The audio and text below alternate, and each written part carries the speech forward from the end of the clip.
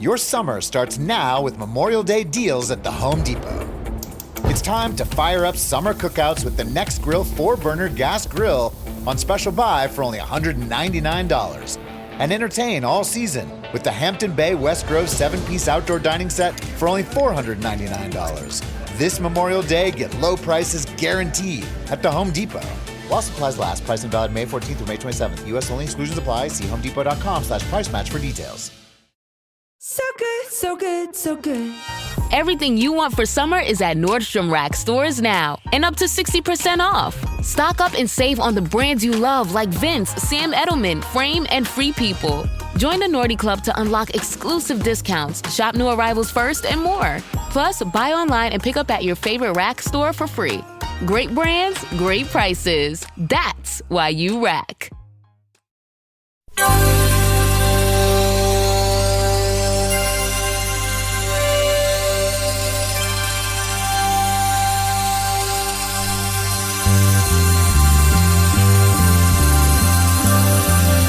It's the Bob and Tom Show.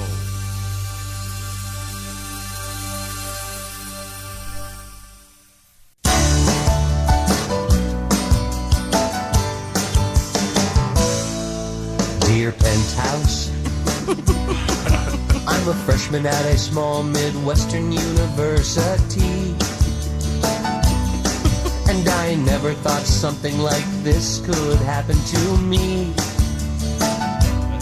When my teacher with the dynamite ass me to stay after class, and she started to undress, I can't forget the statement she made: if you drop your pants, I'll raise your grade.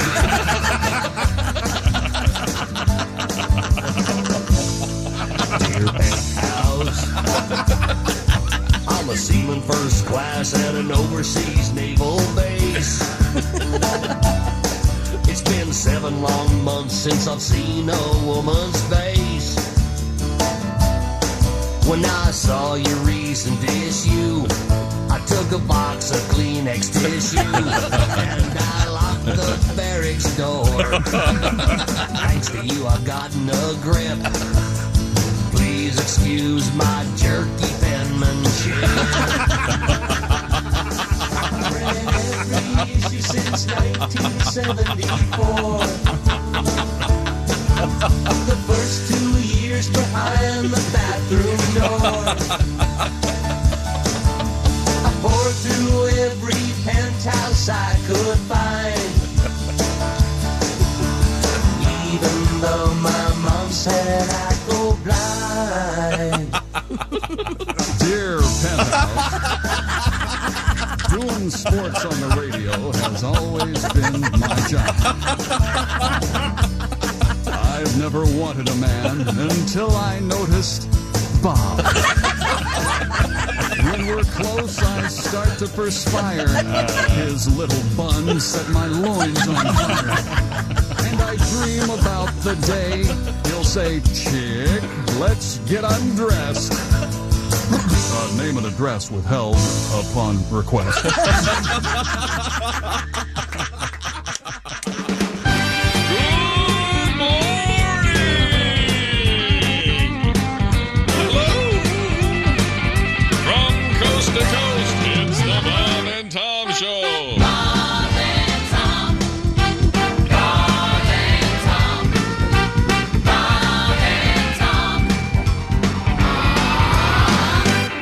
Many portions of the upcoming program have been pre-recorded, meaning they've already happened. And they're about to happen again. Huh. So where was it? Oh yeah. Ladies and gentlemen, we're glad to have you here. It's the Bob and Tom Show. Do we have Mr. Dombrowski joining us at this point? You got there me. He is. Hi, Joe. How are you? Can I just say, how dare Josh Arnold wear flannel again when I come on the show? Again, Josh. I don't remember if you were a fan or not. No. Are you upset because I'm turning you on, or are you upset because I'm putting you off? I don't know. Here's the thing. I don't know what's more upsetting. You wearing the flannel or me trying to insult you wearing the flannel while wearing a camouflage hat with I was going to say. peasant on it. And an LLB, like a. I know. I'm over here trying to make fun of you. Literally, I look like I walked out of Lowe's. This is insane. Joe Dombrowski is our guest. Joe is one of my favorite human beings, one of the funniest guests we've had in years on this show. And Joe's new special is called Dad on Arrival, which we were just talking about what a great title that is. I mean, just right off the bat. Awesome. I mean, it's pretty hard to get a good title in comedy. That's me live in Chicago. Oh, great. I wouldn't have. So tell us, where did you film this thing? What's going on with it? I filmed it in Eugene, Oregon, which is like way, way, way the outskirts of Portland. There's actually, sorry, Josh, I also make fun of people wearing flannel in the special, too. There was a group of gays in the front, and I was like, wow, aren't you guys just the beacon of Oregon in all your flannel? It's so bad. Isn't that reserved for the lesbian side of gayness? The flannel? I actually filmed it during softball season, so there weren't many lesbians in the audience. Unfortunately. So Joe Dombrowski, Mark saved from his comedy special taping. No, I'm just kidding. You know, there was a lot of gays because a group of gays is called a gaggle, but a group of lesbians, as you guys know, is called dangerous. Anyway. But thank you for complimenting the title. It's Dad on Arrival because a lot has changed since I've seen you guys last. I am a father now. Congratulations. I am a full-fledged dad to a 5-month-old, 27-pound chunk of meat. Oh. Well, and do you mind if we ask the child's name? Is that okay? It's colloquially we call him Rattlesnake. Awesome. We call him Rattlesnake. And it fits my motif today. Mm-hmm. Yeah. What's his first tattoo going to be? Yes, his first tattoo is probably going to be something on his neck. I'm not sure what, but we're going for prison chic in this house. Joe, is the special out now?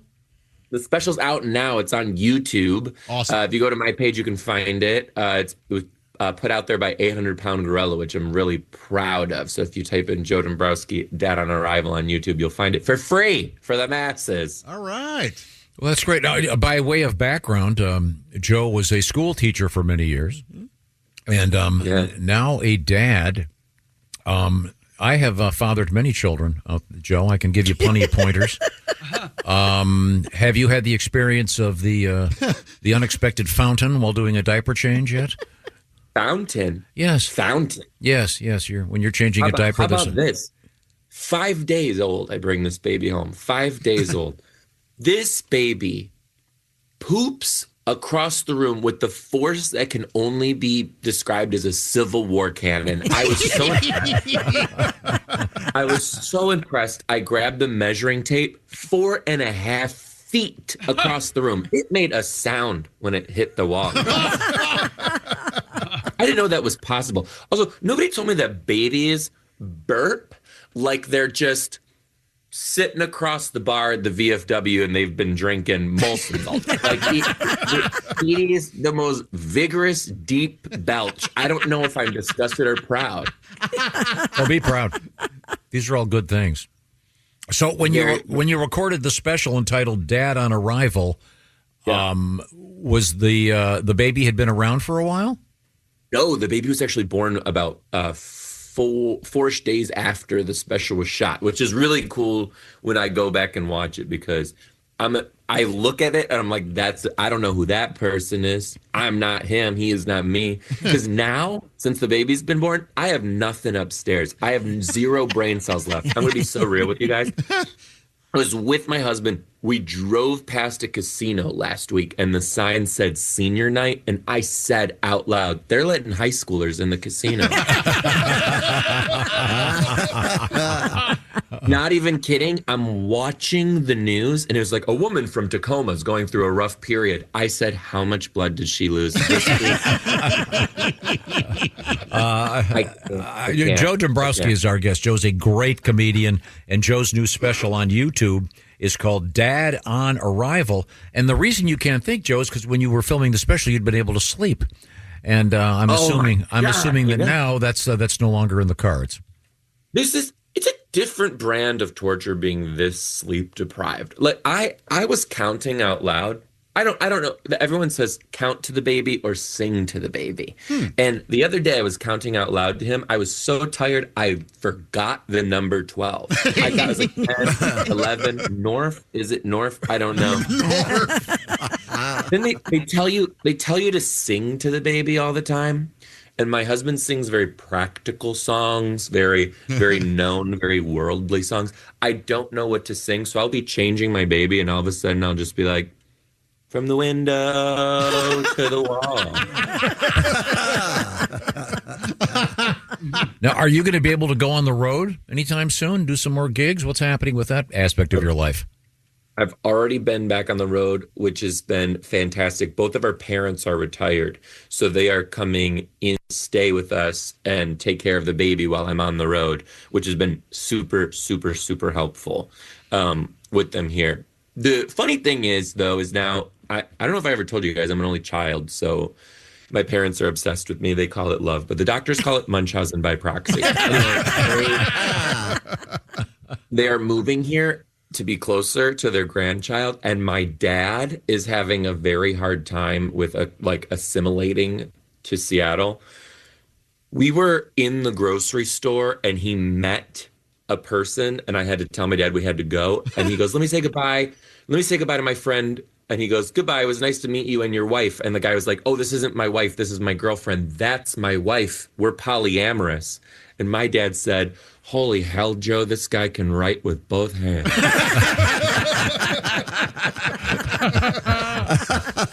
We're having a time. If you want to find Mr. Dombrowski, it's D-O-M Browski. And you can find his YouTube special, which I haven't seen it yet. I can't wait to watch. Joe is one of the funniest people ever. And your life, the one thing, whenever you're having a bad day, say, wait a second, this kid is just nothing but material. This kid is my next special because it's going to be nonstop activity. Every minute with him is a new hour of material, which is incredible. And I do have to say, you guys, thank you for having me on the show. The Bob and Tom fans are psycho. I have you guys in the comments still from my first appearance on the show. It's so cool to have people from all over the world write into me and tell me they found me from you. And I was just the other day thinking, I was on your show 20 years too late, because 20 years ago, you better believe I would have done the Bob and Tom comedy tour. That sounded like a hell of a time. Oh, sure. I'd love to have had you. Now, I'm looking at your dates. Yeah. Is this correct? Are you going to be in Honolulu? Sure am, brother. Now, are you taking your husband and baby, or are you going to be calling them from Hawaii going, hi, guys? This is probably this is the moment that I was like, all right, Joe. I'm very hard on myself, but I'm like, all right, Joe, you're doing okay. Like, it's going to be all right. I am taking my husband, my baby, and both my parents for their 45th wedding anniversary to Hawaii for the whole week during that period. Nice. I'm very, very proud to be able to do that. May 16th is my birthday, so maybe you could take me, and I will be the first person ever to wear Hawaiian flannel. You know what? Skip the flannel. I want to see you in a coconut A-cup, baby. Let's go. Hey, now, Joe, once again, we're speaking with the comedian Joe Dombrowski. Can you hold your left hand up for me? This has to do with the SKI at the end of my name, I bet. No, I want to see if you're wearing a wedding ring. Oh, Tom's obsessed because he just got married. So I got married over the weekend. I eloped. This is the thing. I can't change that baby's diaper with my ring on because I can't stop thinking about just bacteria. That's why I waited. I had 2 kids with Kelly before I married her because of the ring. Nice try, guy. Nice try. Oh, that's great. Joe Dombrowski is, as you can tell, one of the funniest, greatest guys out there. Terrific comedian. I would say, I don't know if you can get tickets for the Blue Note in Hawaii May 16th. What a great excuse to take off and go to Hawaii. I mean, you could go see him in Houston, but let's face it. Have you ever said to somebody? Are all on there too. I'm all over I can't wait to come back to the Midwest. Let me tell you what, Joe. We got to go. What a great pleasure! Congratulations on the baby. And thank you. Nothing but good fortune will come your way. You're a great guy. Thanks, guys. Always good to see you all. Take care, and we'll see you next time. Yeah. Okay. Yes. You too. Bye. Thank you, Joe. Bye. God, is he funny? Yeah. Hey, good morning. This is Christopher on this Monday morning, Memorial Day weekend, and we are presenting you the best of the Bob and Tom show today. Coming up on the show later, Oliver and Jimmy Pardo, plus TJ Miller, DJ Dangler, Dave Dyer, and lots more. But coming up in just a minute, a very funny segment from a very funny guy, Jamie Lissow. It's next here on the Bob and Tom show.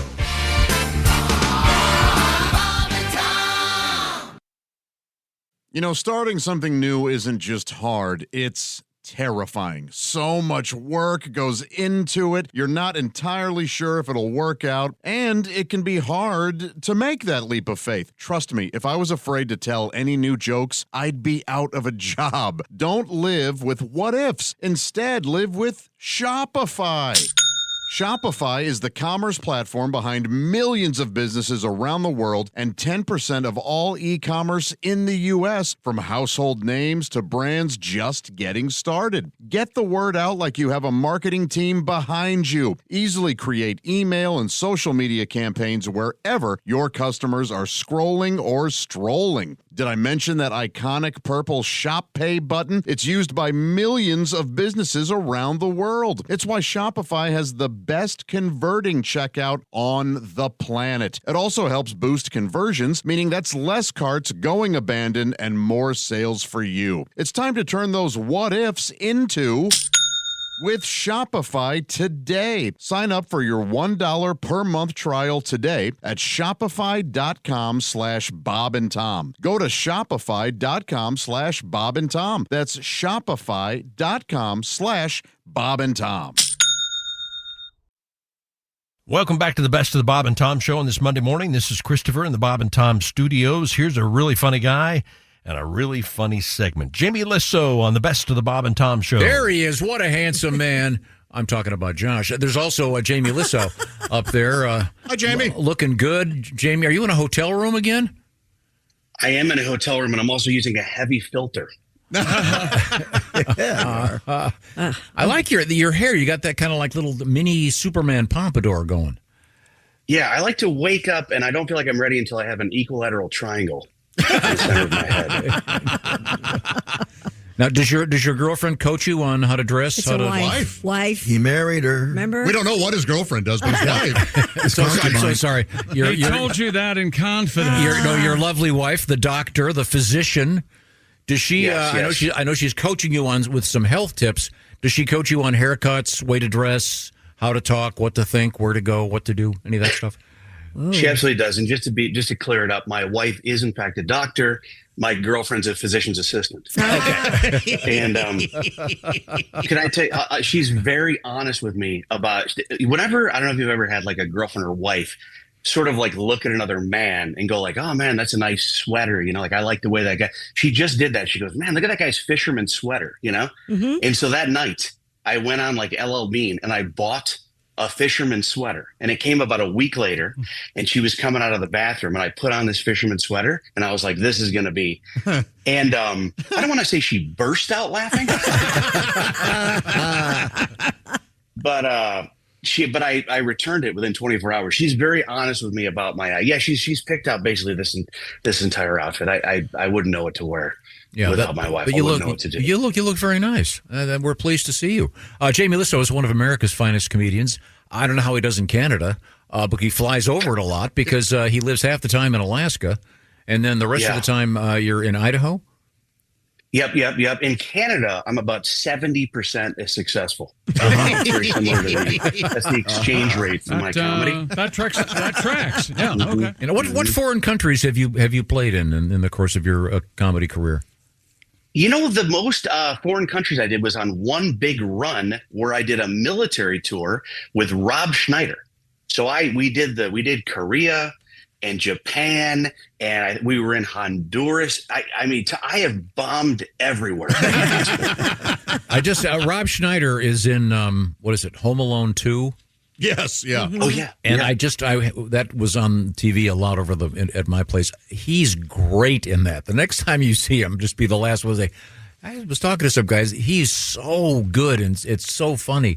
Now, were you strictly doing the shows for military folks, or were you did you have to play downtown Singapore and at the Chuckle Hut there?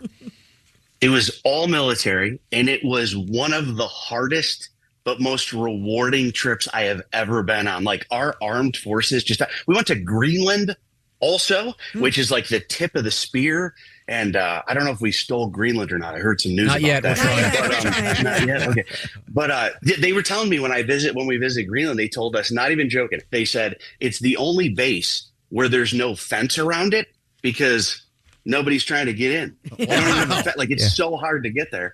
And all military, but like one of the most. I'm actually doing next week. I'm doing a military tour in Alaska because I look back on that experience and it's just the greatest guys and ladies, and everyone's so grateful. My hand hurt from shaking hands, and it's good to have the hand hurt from that for once. Yeah, not like the old days in a hotel room. Exactly. I see. Exactly. We're speaking. Yeah, Tom. When I was married, I was to my ex-wife, I was basically in Home Alone for most of that relationship. Now, I forgot are you a skier? I'm not really a skier. No, and you I've live not skied. and you're living in Idaho. And living in Idaho and Alaska, but I don't in each of places. I don't do the things you're supposed to do. Like even in Alaska, I don't do the man stuff. I'm not, I don't hunt or fish. Or I'm not really, you guys probably know this about me, but I'm not really what you would call like a man's man. In fact, some would argue I'm not even really what you would call a woman's man. So now your wife is writing for you. That's right. I forgot to ask you. You said you're in a hotel room. Where are you? So we're in New York City. All right. Did a little Gutfeld show last night. I believe I'm doing Story Wars tonight. I don't know if you guys know that. It's a thing they do at the comedy club. I think I'm doing stories with Dave Attell. All right. And Big J. Okerson, Louis J. Gomez. I'm doing that tonight. So, yeah, we're just hanging out in New York. So I apologize for any of the background noise. A lot of stuff going on in New York, even though it's early. I actually spend so much time here that when I'm in Boise, in order to go to sleep, I play an ambient noise machine that's just a woman screaming and sirens.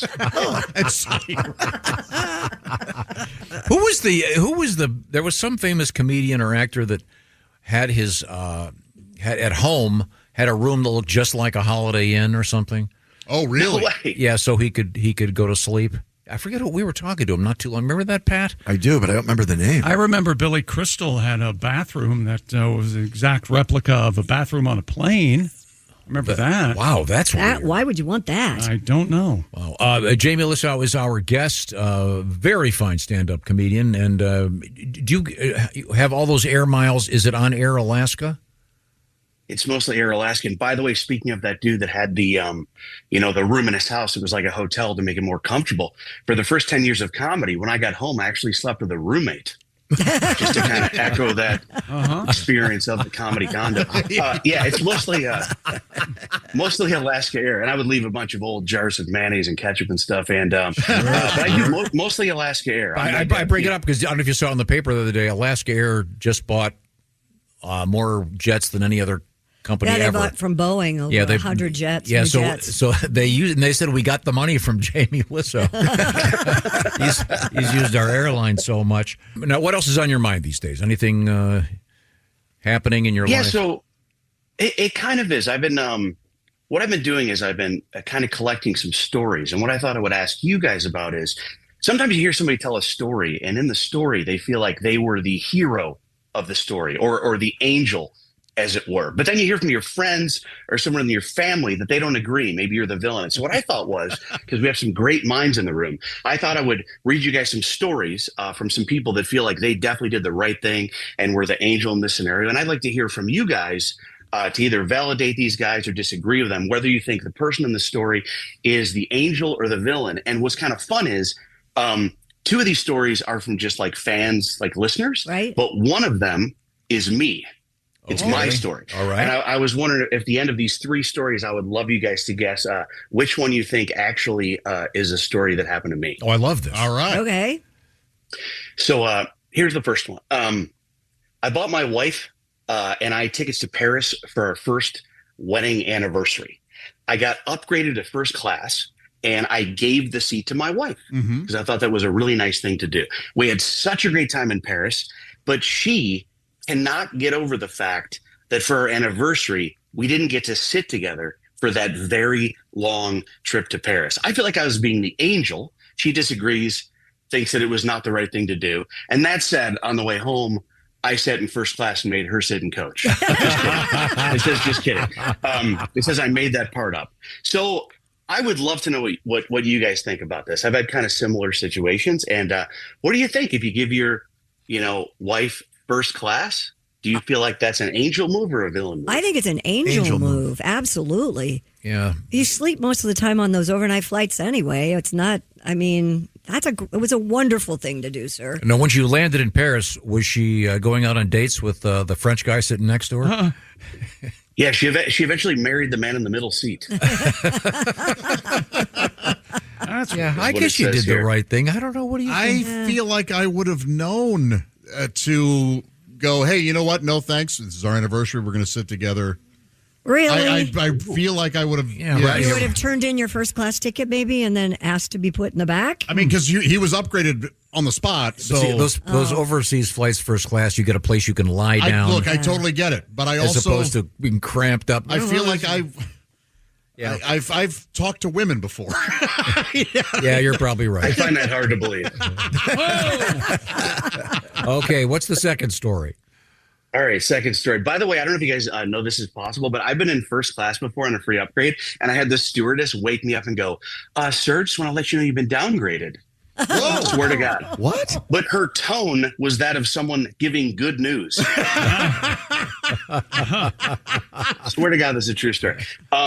Story number 2. I was on an airplane the other day, and these are the travel themed today. I was on an airplane the other day, and a man who I couldn't identify kept passing gas. It was silent, but very lethal. After about an hour of this, I stood up and made an announcement. Yes. I said, whoever is doing that, you need to stop. We can't take it anymore. I thought I was being an angel, but my wife thought it was a little over the top. I feel like I was protecting the other passengers and allowing everyone to have a better flight, but my wife completely disagreed and thought I should have just left it alone. What do you guys think about that? I think the wife, I think she was the farter. Oh, do you? If she's that upset about it. Yeah, he who, or it's the he who smelt it dealt it. Oh. And the other people around you are thinking it's this guy. He's trying to divert our attention. I like what this guy did. I'm going to say hero. No. You mean the guy that stood up or the guy that... Absolutely. Leave it alone. The guy that stood up and said, hey, whoever that is, knock it off. I like it. I don't. You know, when I have really bad gas, I take that first class seat. I don't care if it's my anniversary. Yeah, sure. All right. Our third story, our last story. I was on an airplane the other day, and an old man sitting next to me was listening to a movie on his phone with no earbuds. Okay. Coming out of the speaker. And so I pretended to have to use the restroom, and I reported him to the flight attendant. Yes. She quickly came over, told him he had to turn it off, and he did. He then sat and stared at the seat in front of him for 5 hours on the flight. Am I an angel for looking out for the other passengers or a villain for ruining an old man's flight? You're an angel. And I don't know that you ruined that this person ruined the old man's flight. The guy Old men can sit and stare and be completely fine. And the man could have put it on closed captioning and still watched it if he didn't have earbuds. Yeah, I don't know. Shouldn't you put on your earbuds and knock him away They from... say, don't they, when you're on a plane, if you're listening, you have to wear earphones or earbuds. But, I mean, you could put yours on just to silence him. But that's a good point. They also say to turn your phone off, and I don't do that either. Oh, yeah, of course. Yeah, I know. Yeah. What do you think, Christy? I think this person was fine in doing that. I'd say no. No, I think the old man should have. Unless it was a really offensive movie. So you're going to let the guy go ahead and listen to the movie on his speaker? No, of his because I'm phone? going to pop my earbuds in. I'm not going to hear anything. Oh. So the answer is yes. He's going to allow it to happen. I wouldn't allow. I would have told on him. You're going to be. In fact, I wouldn't have gone to the flight attendant. I would have talked to the guy. Really? Yes. Oh, I like that. Yeah. I like that. Would you have said, "Look, if you don't stop that, I'm going to keep farting"? Yes, exactly. We're coming right back with a sports bra and a stupid world record. You got to stick around for that. Hope you're having a good morning. This is the Bob and Tom Show.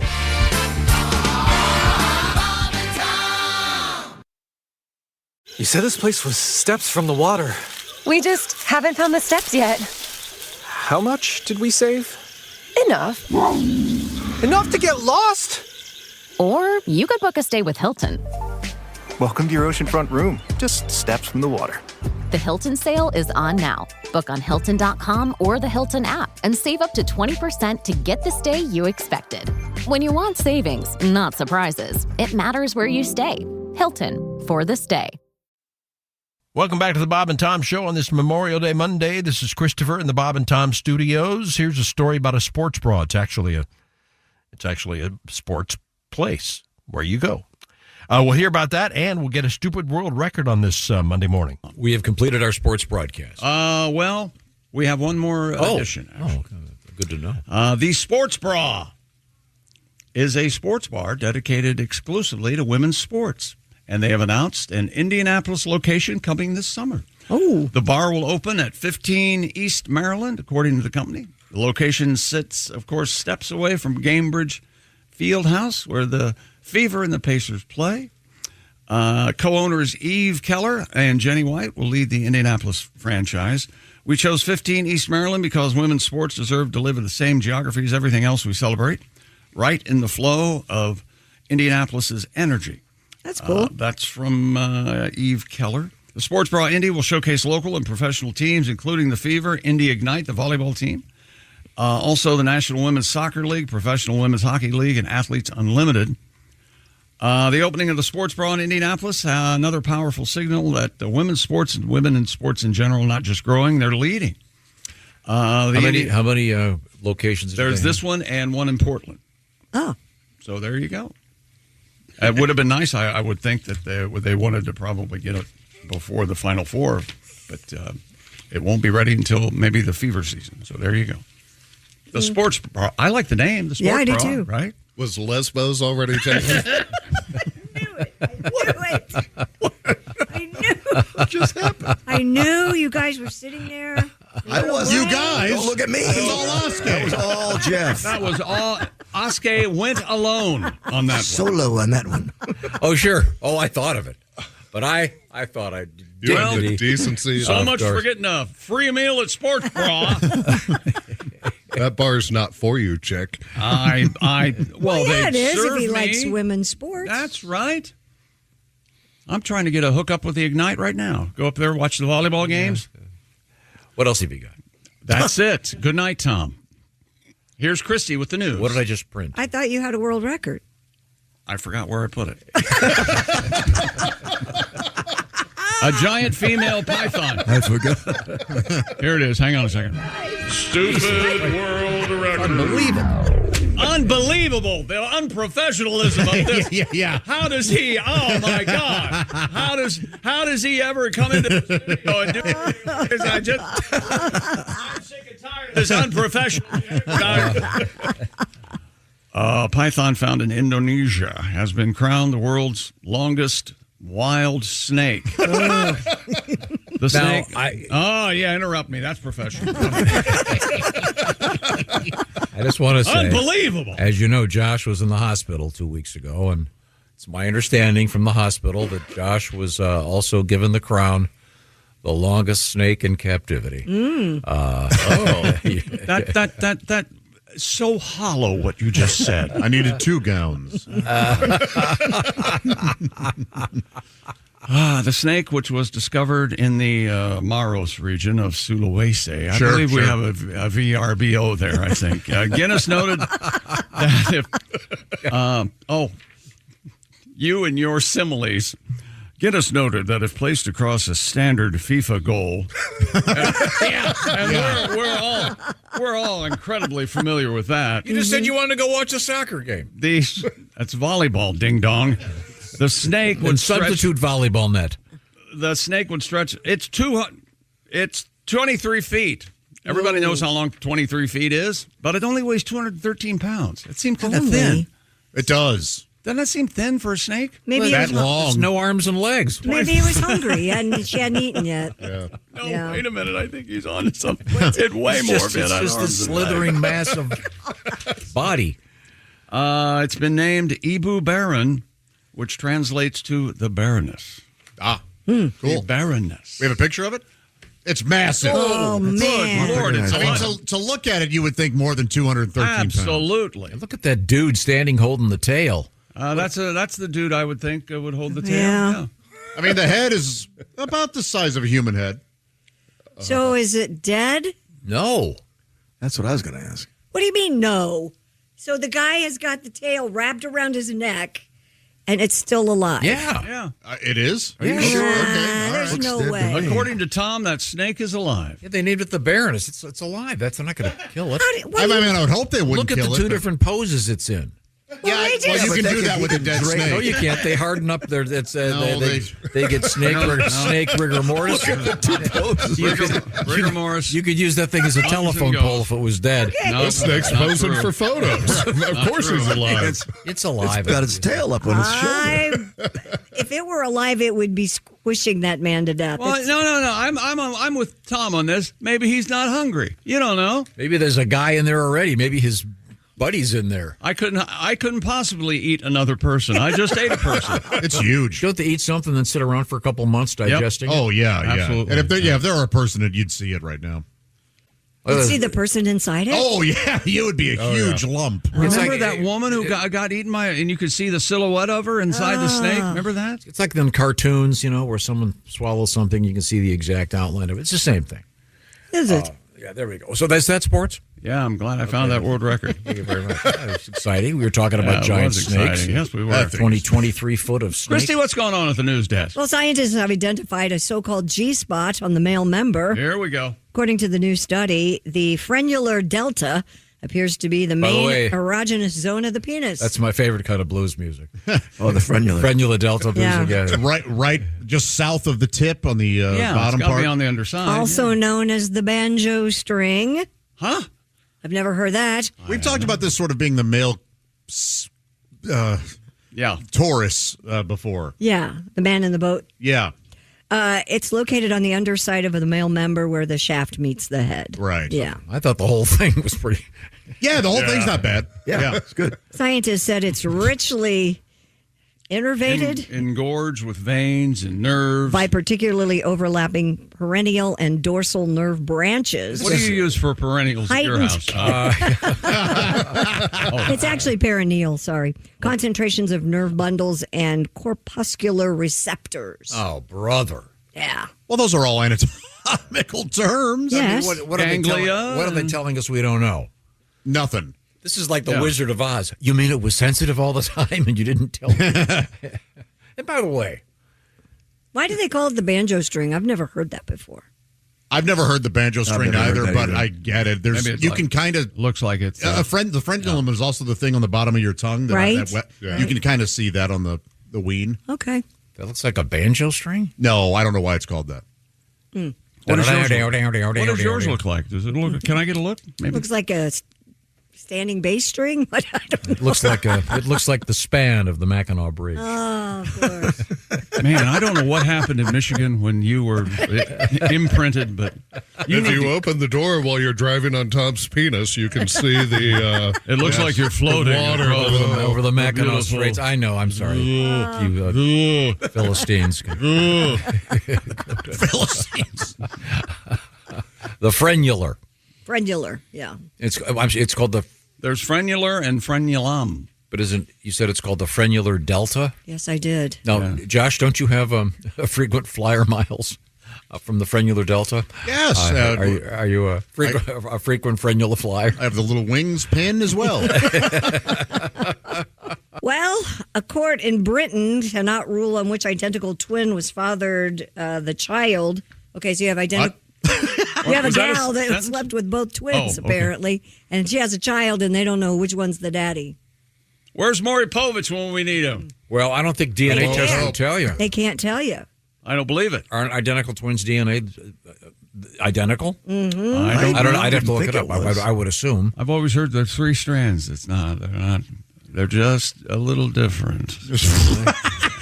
I want to know how that came to be. I don't understand this. Oh, I know. So It's far. real simple. She slept with brothers?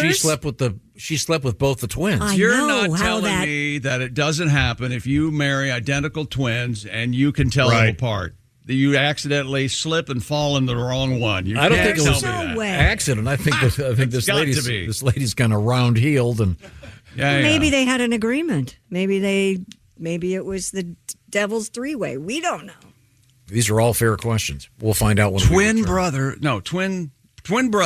with one girl. Yeah. That's your Eiffel Tower. Wow. Coming up next hour on the Best of the Bob and Tom Show, Tom got married and comedian DJ Dangler. But next, Dave Dyer is coming up. Stick around. This is the Bob and Tom Show.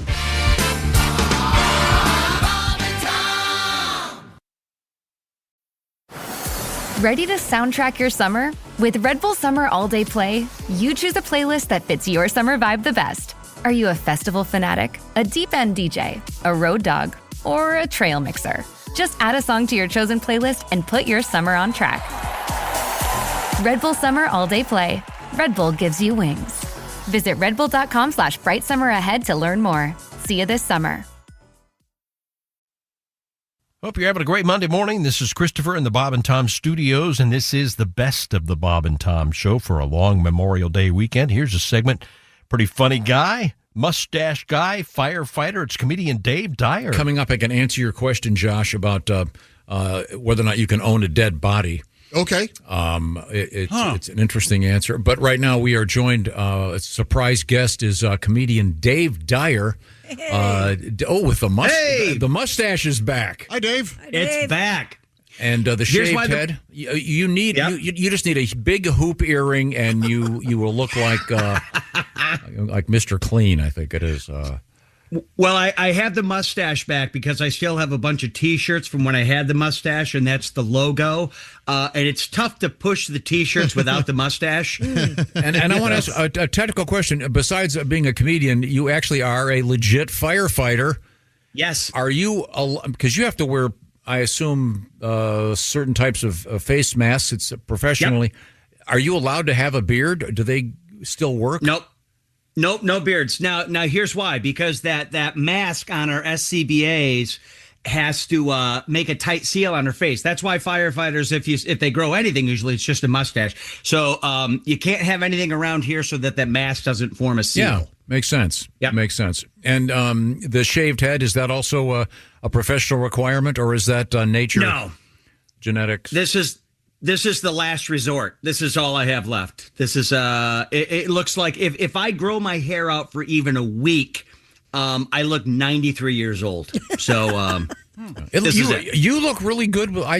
Christy, am I right saying? No, you look great. Not everybody can pull off the shaved head. Mm-hmm. I think you do. I'm getting a young Robert Duvall vibe. Yeah. Absolutely. Thank you. I get that too. I'm getting a middle-aged Elmer Fudd. Oh. Well. Nice. You know what? I'll take whatever helps the career. I couldn't care less. Okay. Our guest is comedian Dave Dyer. He is indeed a firefighter. You're just getting off shift? I did. I got off at 7 this morning. We had a car fire on the highway last night. That was our big excitement for the day yesterday. Oh, man. Yeah. It wasn't actually a big deal.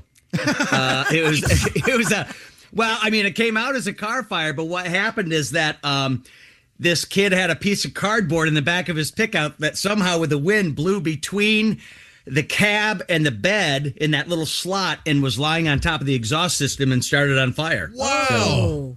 So, yeah. Man. So he pulled over, and a good Samaritan pulled over with a dry chem extinguisher and put it out. So by the time we got there, the fun was all over. What are the odds? No joke. Yeah. Do you keep a dry chem extinguisher in your car? Not anymore. No, I don't. But I once did, and I once put out in Orlando. I put out a guy's car that was on fire, and I was kind of pissed that he didn't offer to buy me another one. Yeah. No, because they're expensive. You're just they're 40, 40, I am 50 totally bucks. serious. I pulled. It was the middle of the day in Orlando, and I was in. If you ever never, I was You're at a. such a busybody. I saved the guy's car. The guy's car was on There fire. are good Samaritans and there are sore Samaritans. Yes. I'm just. Don't you think after? Hey, that's thanks. How much? By the way, how much owe you for the fire extinguisher? Yeah, it was $80. Well, you just Sure, went through a they're not traumatic. cheap. Yeah, he probably didn't even risky think about death. how much your Wasn't- fire Now extinguisher you're probably cost. asking, why was I carrying a fire extinguisher? why? My level of paranoia was huge even then. Yeah, that's fine. Yeah. Wasn't the thank you enough? Thank you very much. No. No. No. I mean, I guess it's pay it forward. Someday, Yes. maybe someone will. Save you. Or maybe someday they won't. Yeah. I mean, Yes. I'm super sensitive. I've got those fire blankets. I've got Yeah, I do 8 too. fire extinguishers Oh. at my house, every kind of alarm known to man. And please, if you're listening, please, for God's sake, get a carbon monoxide detector. If you have gas. Yep. If you have gas, That's a huge thing. A big Yep. thing. I'm sorry. We're talking with comedian Dave Dyer. And Dave and I actually had an interesting conversation. And I found out you actually recorded it and you posted it somewhere. Yes, I did. I have a new podcast. It's a very unique, creative idea. Not a lot of people have heard of these, but it's yes. I started something called Tight 10 with Dave Dyer, and it's basically Josh will know and comedians will know. Tight 10 means a tight 10 minutes. Well, they're not 10 minutes long. It's 10 questions, and I have all sorts of different guests on it, and from all different walks of life. There's a lot of comedians. There's radio icons like Tom Griswold, but one of my guests was a very good photographer of mine. Another one was a gal who's a fashion designer in Grand Rapids. Brian Vander Ark from the Verve Pipe was one of my guests. Cool. And it's 10 questions. Some of them are silly, but some of them are more in depth about what people do in their careers. And I love interviewing people. I love talking to people from all different walks of life about what they do, how they do it. And there's a comic element to it. It's a funny. Yeah, now, were you thing, kidding but, when you asked for my PIN number and my yeah. my The debit questions card? are a little. I thought that was a little personal. Intrusive, yeah. You know, I don't mind talking about my sex life, but I mean, I'm really. Dave is a very funny comedian and a serious firefighter. I think Yes. good for you, Dave, would you ever? Yeah. Would you ever interview one of your kids or your wife? I would. I'll tell you what. I would interview one of my kids. I think my wife would want no part of it. Okay. I think, and not because she dislikes me. I think she just wouldn't want to. She just wouldn't want to do it. Okay, my daughters. Yeah, I'd love to interview one of my daughters. It's got to be That'd a lot of thrill. fun. Being a parent when your kids still surprise you. That's got to be such a great feeling of. I had no It is. idea you were interested in that. Yeah. I have some Yes. questions. How about this one? Yes. When are you going to pay me back the hundreds of thousands of dollars I've spent on your education? Yeah. When are you going to take me to True. Disney World and pay for all the rides? Wow. I think you can kiss that invoice goodbye. Okay. Well, Dave, it was really fun talking to you. And Dave and I, Thank you. Are in a way, I'm kind of a Michiganian / Do you go with Ganian Yes. or do you go with Michigander? Michigander. Yeah, that's got a more masculine Very big- feel. Michiganian sounds I kind of don't know. Michiganian sounds like you're Whatever I said. Armenian. Yeah. Yeah, Yep. the Armenians. There's some Michigander. very fine Armenians. Spent some Yep. time in Michigan. That'd be me and Bob. Well, thanks, Dave. Where do we Thank find you this? for having me. Appreciate it. Tight 10 with Dave Dyer. Wherever it's you going get to your change your podcast. life. Okay. All right. Available everywhere. Look Oh, forward to yeah. hearing it. Yeah, okay. But Dave, hold your. Do you have is that a tattoo on your arm there? Yes, I do. Yeah, this one right here. It says it's an arrow, and the shaft of the arrow says forward. Now, I got this as a positive message to my daughters that this is the only direction our family moves in. However, since getting this, my oldest daughter's moved back home twice. So Maybe you should have I'm got going to on your get one over forehead. here. I'm going to get one over here that says reverse for the next time she comes back. Very good. And where do you get the podcast anyway? You just go to- Anywhere you get Apple podcasts. Podcast, The tight- Spotify, the tight 10. Amazon Music, YouTube, Shut up. everything. Okay, Tight 10 with Dave hang Dyer. up the phone. Dave's Visit brought to you by Lee's Famous Recipe Chicken. That's awesome. Now we were talking about. Is that a video podcast or just audio? I was at sitting in my house with the camera Zoom? thingy on. Okay. So I guess I had to. So you have no idea. Oh, it was pretty funny because my computer is on this stand, and the way it sits, if you answer the Zoom on it, whatever, all you could see was the top of my head. So I had to get a couple of books and prop the thing up, and it was a disaster. Oh, you don't use a laptop, do you? You have just a I monitor. hate laptops. Okay. Perfectly reasonable. Because a laptop, you could just go. No, I don't want it. Now, Josh, you wanted to know if you could own a dead body. Well, I think there will eventually be a market for celebrity skeletons. I thought somebody did. No, Michael brought the Elephant Man, but I thought somebody else had it. Human bodies are not treated like ordinary property in the United States. There are very, very heavy restrictions on what it takes to actually own a human body, and it also depends on the state you live in. If you're not burying them, and even then there are restrictions and all kinds of licensing things. Essentially, owning a human skeleton is only legal if it is legally obtained, and it cannot. For example, it is not legal to own Native American remains. Okay, they're protected under federal law. And it's illegal to own even certain medical specimens. It's very complicated to answer your question with a vague. Yeah, that's okay. Laws can change, and we'll see. We'll see if there is eventually a market for. But if you want to get into some heavy reading, which I don't have time for, grave robbing, really interesting. I mean, the market. It was a thing. For sure, definitely. Medical research. Over in Burke and Hare, Dr. William Hunter did that. Yeah. So does it give any parameters for legally obtaining a dead body? It depends on the state, and keep the receipt, I guess. They have to be, and it just seems to be reading this phrase. It must be legally sourced. Yeah, that makes sense. Otherwise, you get your necrophiliacs and. And you're haunted by. Oh well, the hauntings are. Yeah, that might happen anyway. That goes without saying.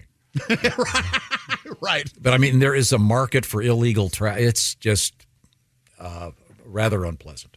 But so, Josh, whether or not you could, once again, auction off the rights for your body when you die. Just my skeleton. Yeah. Yeah. I don't want anybody. I don't want to be. Yeah, you don't want lacquered and then, you don't want to be in that exhibit that's going to be the. Right. Now, are you going to specify how you want the skeleton to reach its skeletal state? Yeah. Yes. Yeah. An acid bath, followed by boil everything else off the bones, and give. What if? I think you should. I think you're really leaving money on the table, which I know is one of your favorite phrases. Yes. I think there should be different levels of bidding. So someone could, bid cover your body in honey and having all the flesh pecked off in a field. Oh, I see. This skeleton talk wigs me out. I can tell, dude. It really does. Okay. So sorry. There's a skeleton in there. There's a skeleton in all of us.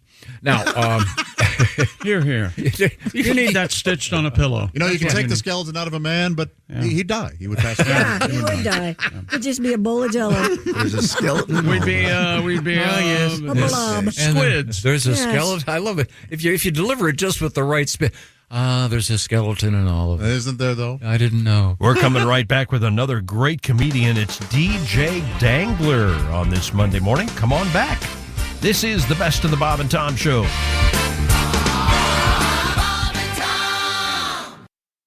At first, I didn't think it was real. I woke up to this blinding light, and I was transported to another place. Pluto TV. Then I heard a voice. Come with me if you want to live. There were thousands of movies and shows, and they were all free. The truth is ours. It's just so beautiful. On Pluto TV, free streaming of Terminator 2, Fringe, Arrow, The 100, and The X-Files may cause excitement, loss of sleep, and sudden belief in extraterrestrials. No credit cards or alien encounters necessary. Pluto TV. Stream now, pay never. Welcome back to the Best of the Bob and Tom Show on a Monday. This is Christopher in the Bob and Tom studios. Here's a great segment with another funny guy with a big beard. It's DJ Dangler. Hanging out with us in the studio. It's the man, the beard, DJ Dangler. Hello, everybody. Hey, DJ. That is a serious beard. Yeah, I am mostly beard now. And I have to say, last time I was here, they pointed out, Chick, you weren't here, and they outed you. They said you hate this look. Oh, you hate the big beard, bald head. I I'm of the school of thought that the length of the hair on your head should match your beard. I'm going. This is the reverse mullet. Like this is okay. No, like that's what I'm like. Yeah, it's a carnival up front. Up front, butcher shop in the back. That's right. Not everybody can pull it off. I think you do, but it's very much your look. Yeah. Yeah. No, it's fine. I couldn't pull that look off. You've never tried. It carries. How do you know? Well, because I know if I tried, I'd be living in an apartment. Oh, I see. Alone. So it's not that you can't; it's you're not allowed. No, but I wouldn't. It's no way to live, boy. It's not my look. Well, You don't know till you try. See, we're having this at our house because I like my husband's hair a little longer and he likes it shorter. And you've got a bargaining chip you're sitting on. Sorry, wait. I'm sorry. Yeah, that's right. He makes excellent I didn't need to say that out loud. Pay no attention. Use sex as a weapon. Yeah, that's right. No, but DJ, you do that look works for you. Well, thank you. Yeah, in fact, if you didn't have the beard, I wouldn't recognize you. It would really throw me off. I look ridiculous without a beard. I look like a fat Mr. Clean. when was the last time you saw yourself clean shaven? About a year ago. About a year and a half ago. You look like Wow. a more goyish Allen Ginsberg. Okay. Yeah, I'll take Does that work for anybody? He just wanted to say goyish. Yeah. No, it's true. I mean, yeah, I like it. I've seen the worst minds of my generation wrecked by madness. Then we got a guy. He's cracked open a book. There you go. Howell. Now a couple things we're trying to dig up for you. I've got a odd connection to sports coming up with earrings. Of course. Because we just had some nice earrings from I Hate Steven Singer. Yes, did you I find love it? them. Okay, here we go. Could pop this on the screen. This is something going around. Oh, yeah. There's a couple different versions of these. In this case, these are little square earrings that look like the logo of Marlboro cigarettes. Yeah. If you just glance at it, your brain tells you it's a Marlboro logo. Is your wife, girlfriend, or mother a complete dirtbag? How many? These are great. Though How many miles would you have had to have collected for those? They say a Signetti.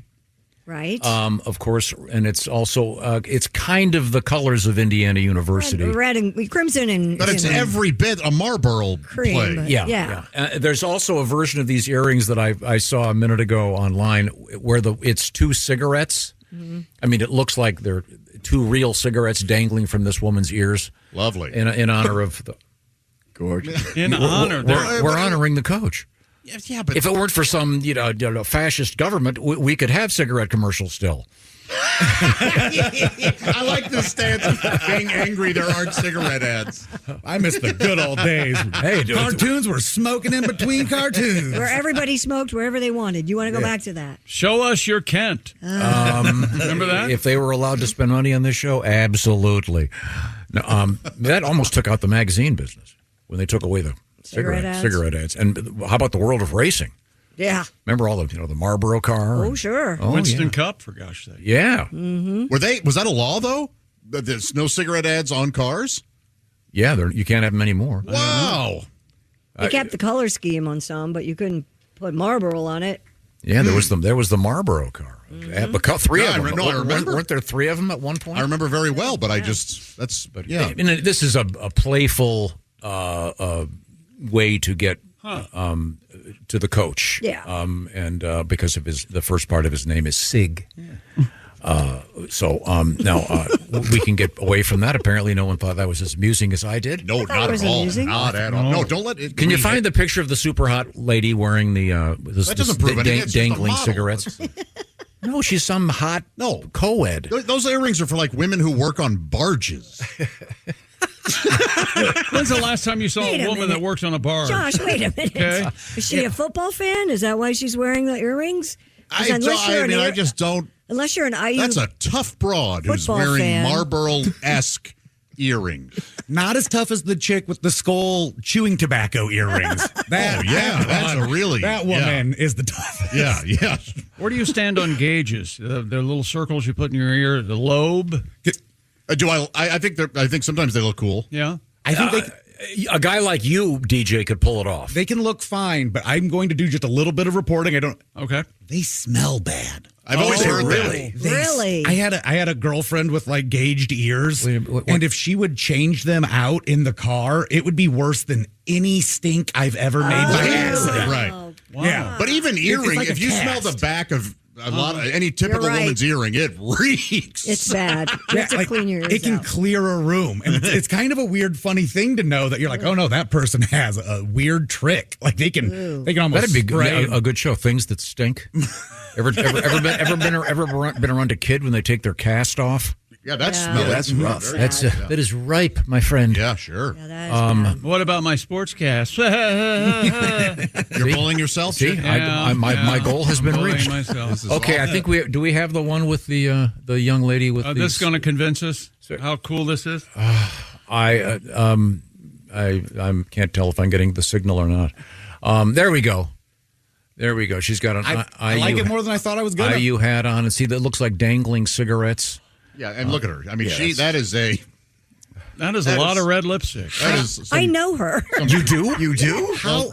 Tell her she's Caucasian. And you haven't brought her in here? Hi, Holly.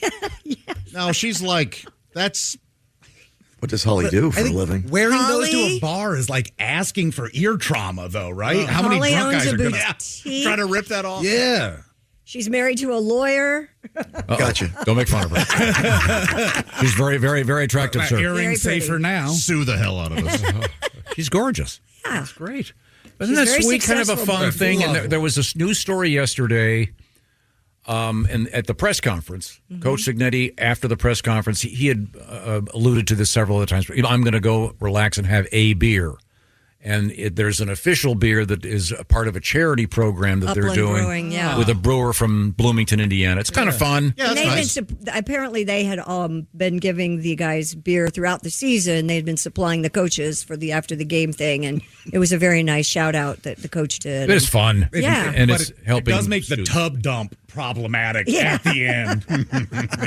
they dump the. Yeah, one of these during the game, guy at the sideline, cigarette, beer. That used to be. That used to be the way it was, yeah. I mean, when's the last time there was a locker room shot of a guy? I know in baseball, Who was the a one? locker room with a guy smoking. Who was That's the one Cub that was just always smoking?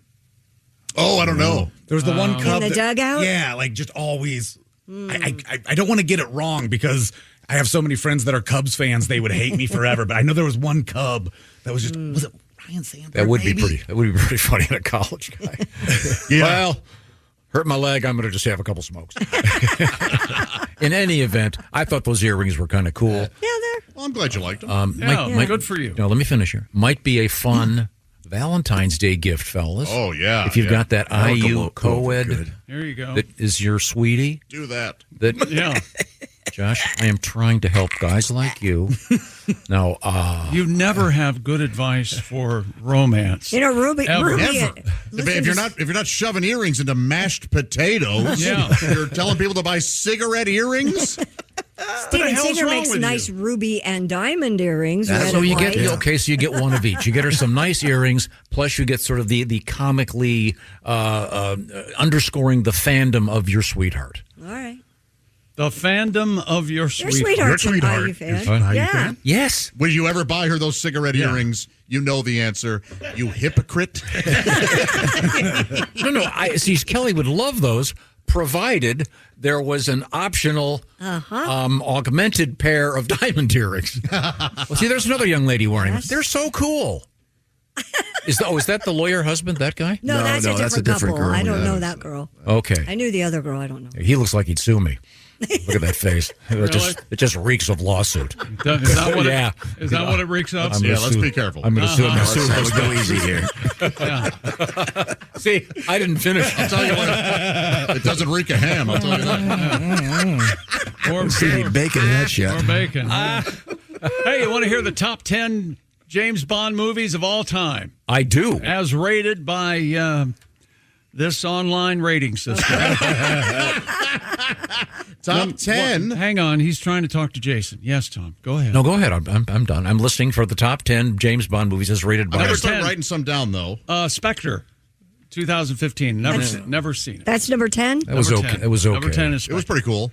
Number 9, 1965, Thunderball. That's Yes. Number 9. That in my mind is number one, but That's keep going. number 9. Number 8, The Spy Who Loved Me, 1977. No. And I'm not sure which Bond it is. Roger Moore. Yeah, that one's pretty good too. A great song though. Yeah. Heaven above me. The that Spy Who Sheena Loved Me. I love that song. Was I it think it was Sheena Carly Easton? Simon. Yeah, it is Carly Carly Simon. Simon. Yeah. Number 7 is Dr. No from 1962. That would be my third. It's a little dry, but yes. Number 6, GoldenEye with Pierce Brosnan. That's for sure. That the 1995. Really? The franchise was all but dead. Yeah. Underrated. I will give it that much. Number 5, From Russia with Love, 1963. That I think is one of the most boring. Yeah, I think I agree. Number 4, No Time to Die from 2021. Is that the most recent? Yes, That's the worst. And that's surprising because most people consider that not good. Was that I thought it was entertaining, but Is that the Daniel Craig Bond? Yep. Yeah, that has the, isn't that one way too long? the guy with the big eyes in No Yeah. Time to Die. Mr. What? I. Yeah, Guy he on a has motorcycle. He I didn't has a see big that one. eye. Number 3 is Goldfinger, 1964. That'd be my number 2. Number 2 is Skyfall from I enjoy that 2012. I do too. That's good. That's Javier the one. Bardem? No, that's the one that turns it. Yeah, Javier Bardem. He's a albino. God, he's so good in that. That's This is the one that turns into 6 or Home 7. Alone at the end. They booby trap. Yeah. But it does. There's that one that has the cool scene where they get the dusty Aston Martin out of the garage. I don't know. You Right. you wait. Remember. Yeah. You wait the whole movie to see the car. Well, you know, Yeah, there's it's a James Bond movie. That's a cool That car. car is going to be pretty cool on James. Number 1 is Casino Royale from 2006. So they're big Craig fans. With Daniel Craig. Yeah. No, That's, all that's wrong. number 1 for them. Thunderball number 1, Goldfinger 2, Dr. No 3. So you're all Connery. You're all yeah. old school. Yeah, and Thunderball's great. I mean, the era when it was done, all that underwater photography. That was in the Bahamas, that one, right? Yeah, and that's why Sean Connery ended up getting a house there. I love Thunderball. That is a great. That is a good one. And it's a semi-reasonable plot. There's a couple of things a little bit hard to swallow. You remember who did Thunderball, the song? Yeah, that's Tom Jones. That's Tom Jones. And Tom Jones has an interview with him. He goes, Thunderball. I have no idea what these lyrics mean. Yeah, they're really forced. Now, if you want to rate James Bond theme songs, now we're talking. What would be your number 1? Well, It have to be Goldfinger. Goldfinger. As your favorite, not the most famous. That's what I was going to like. Goldfinger's not even my favorite. It just my kinda favorite, is. believe it or Does not, work, my though. favorite is Paul McCartney, although the Guns N' Roses version of it is also great. Oh yeah, Live and Let Die. Live and Let Die is a great song. Those are great. I love that song. Pat, what? I'm sorry. You look like you I don't just like that swallowed song a at turd. all. I hate that song for some reason. I Oh, always okay. have, yeah. It's Paul McCartney. I know. The man can do no wrong. I know. I don't like it. He's the greatest musician of our lifetime. If it weren't for him. Really? Well, I guess we can't be friends anymore. Oh, boy. So much for that. You know, Tom Hanks has begged to be a Bond villain, and no one has taken him up on it. They have to. He'd be great. I know. Like it's like a bucket list thing for him. He has begged them to make him. Billy a Bond Bob villain. Thornton would be terrific. He would be good. A Yeah, terrific Bond villain. Yeah. I love a scary Billy Bob Thornton. Me too. Yes. It's such an off-putting thing. Yeah. Like he's a terrifying. He's Him the in reason- Fargo? Wow. Oh that's my so God, good. that's so scary. Him in that radio interview getting pissed at that DJ. That is nerve-wracking. That is one of the most cringeworthy pieces in history. It makes me afraid to talk to him again. We have the. Did you look up the theme songs? According to Men's Health, these are the top 10 James Bond theme songs. Start at the bottom. I am. Number 10, Billie Eilish, No Time to Die. That's good. It is good. I enjoy that one. I'm glad that That's good good. representation on that. I'm glad Number it's there. 9, I don't even know this person, Matt Monroe from Russia with Love. Oh, Matt Monroe, back in the 50s. Matt. Yeah, that's okay. Love. Number 8, Louis Armstrong, We Have All the Time in the World. It's Was that What? made for it, or was that just used in it? Like, This is says, I don't I know. don't You remember said that one. Louis. You said Louis Armstrong. I heard Louis Anderson. we have would have also been a real entertaining Bond villain. Number I'd six. watch him blow up Oh, in he an would airlock. have been great, except it would have been Dickie galore. Number 7. I expect you to die. Goldfinger is number 7 on there. How wrong can they That's be? too high. It's not easy on the ear. No, it's not. No. Number 6, Sheena Easton, For Your Eyes Only. That's one I was thinking That's of. okay. Number 5, Radiohead, Spectre. I think Men's Health might be skewing a little younger. You're going to be mad when A View to a Kill is in the top 3. Number 4, Nancy Sinatra. You only live twice. That's a good one. That's a real good one. I forget about that one. This bond was made for walking. These boots do so many things. Number 3, Paul McCartney's Live and Let Die. Number 2, Adele with Skyfall. No. Number 1, Diamonds Are Forever. Shirley Diamonds Bassey. are forever. That's also Shirley Bassey? Mm-hmm. Yeah, that one didn't stick as much. No. But interesting. Well, as we probably all know, Tom got married about a month ago, and we're going to find out some details on that in the next segment here on the Best of the Bob and Tom Show. Good morning.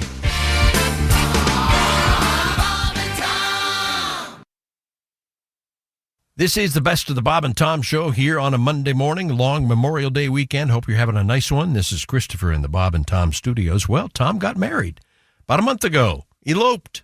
Kind of surprised some of us. Let's get some of the details on his elopement in this segment of the Best of the Bob and Tom Show. There's Josh Arnold. Having a French roast. And if you've never had one, what you do is you take a cup of coffee and put a cigarette out in it. And then you drink it. French roast. Not a fan, are you? They're always just so strong and bitter. I'm distracted. I'm learning more about Morse code. You know, I'm surprised you're not a student of it. Yeah, you know, it's interesting that to find them on the internet, it's .com. I see. Very, very confusing. I'm going to stop the show. Okay. I made an observation. Yeah. Because I'm a girl. Are you wearing a ring, Tom? Yeah, I got married over the weekend. What? Oh my gosh! You know he loves doing stuff like that. Holy Tommy! Congratulations! Are you serious? We're supposed to say congratulations to you and best wishes to. He's coming in for a hug. Brace yourself. Brace yourself. Thank you very Tom's much. not a hugger. Attaboy. I wish my mom were alive so I could hear her go, finally? On the beach? Or it's about time. Was that part of the beach party? No. As it happened, Kelly and I were in the Bahamas for an event. Right. And everyone else had to leave pretty much. So we decided we'd made plans actually to get married on Friday night. And we made the plans quite a while ago. And no one was there from our family. It was just and we're going to have a nice party here. Okay. So we just wanted to get the technical aspect of it done. So Oh. It's our favorite beach. So it had been a beautiful sunny weekend, and we were scheduled to get married at 7:30. We had the whole thing. There's some lady who got it all arranged. It couldn't have gone smoothly. No, it had to have rained. Please tell me what happened. I'll have some photographs for you tomorrow. We had to, during the vows, we had to hand the umbrella back and forth. So to put the rings on was kind of tricky. Did you get dressed up? That's lovely. Please tell me, bare feet. You were in bare feet. No. Well, this is actually a true story, and only you guys will believe it. As you know, Kelly does not necessarily appreciate the way I dress. Right. I dress for comfort. I have a sort of a. Wow, you really should be in political press releases. Almost a She really doesn't care. definitive lack of style, if you will. Yes. But she had gone down prior to my going down there. I went down there. I flew down Friday morning. No, Thursday morning. Oh, Thursday morning. In any event, she had purchased some beach pants. What are they? Like linen. Linen. Oh, you got to have linen, Tom. Nice linen. Got to have linen. 2 pairs of linen beach pants. Nice. And then linen shirts. Mm-hmm. Beautiful. Which linen, I ironed it twice before I went out because It's known to wrinkle, but it's supposed to. It didn't really wrinkle because it was soaking wet. But remember, it was pouring rain by the time. But we were thinking of maybe just doing it inside. We had a couple of friends that were around. We thought, we'll just do it inside. Nope. One of the guys goes, no, you got to go outside. It's going to stop raining.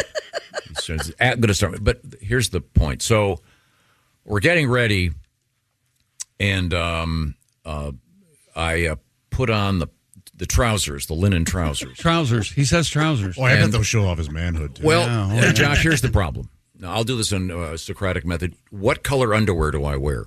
Black? I always wear black underwear. Oh, yeah. Were their trousers white? They must have been visible. Yeah. And I put them on, and Kelly looks over and she goes, you only have black underwear? And so I do my own laundry, so maybe she wasn't aware that I only own black underwear. She's never seen you in your underwear?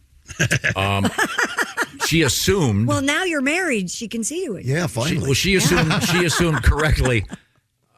Incorrectly, I should say. She assumed that I would have gone out and bought a pair of light-colored underwear.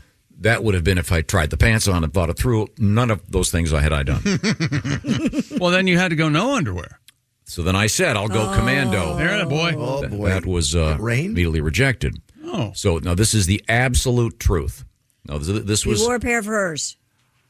I wore Kelly's underwear. Yeah. Now, wait a minute. Yes. You just made some listener, maybe more than just one, you made their day. Because she had what might be considered my flesh tone colored underwear. Now, so I put the underwear on, and I'm not sure how to describe this delicately.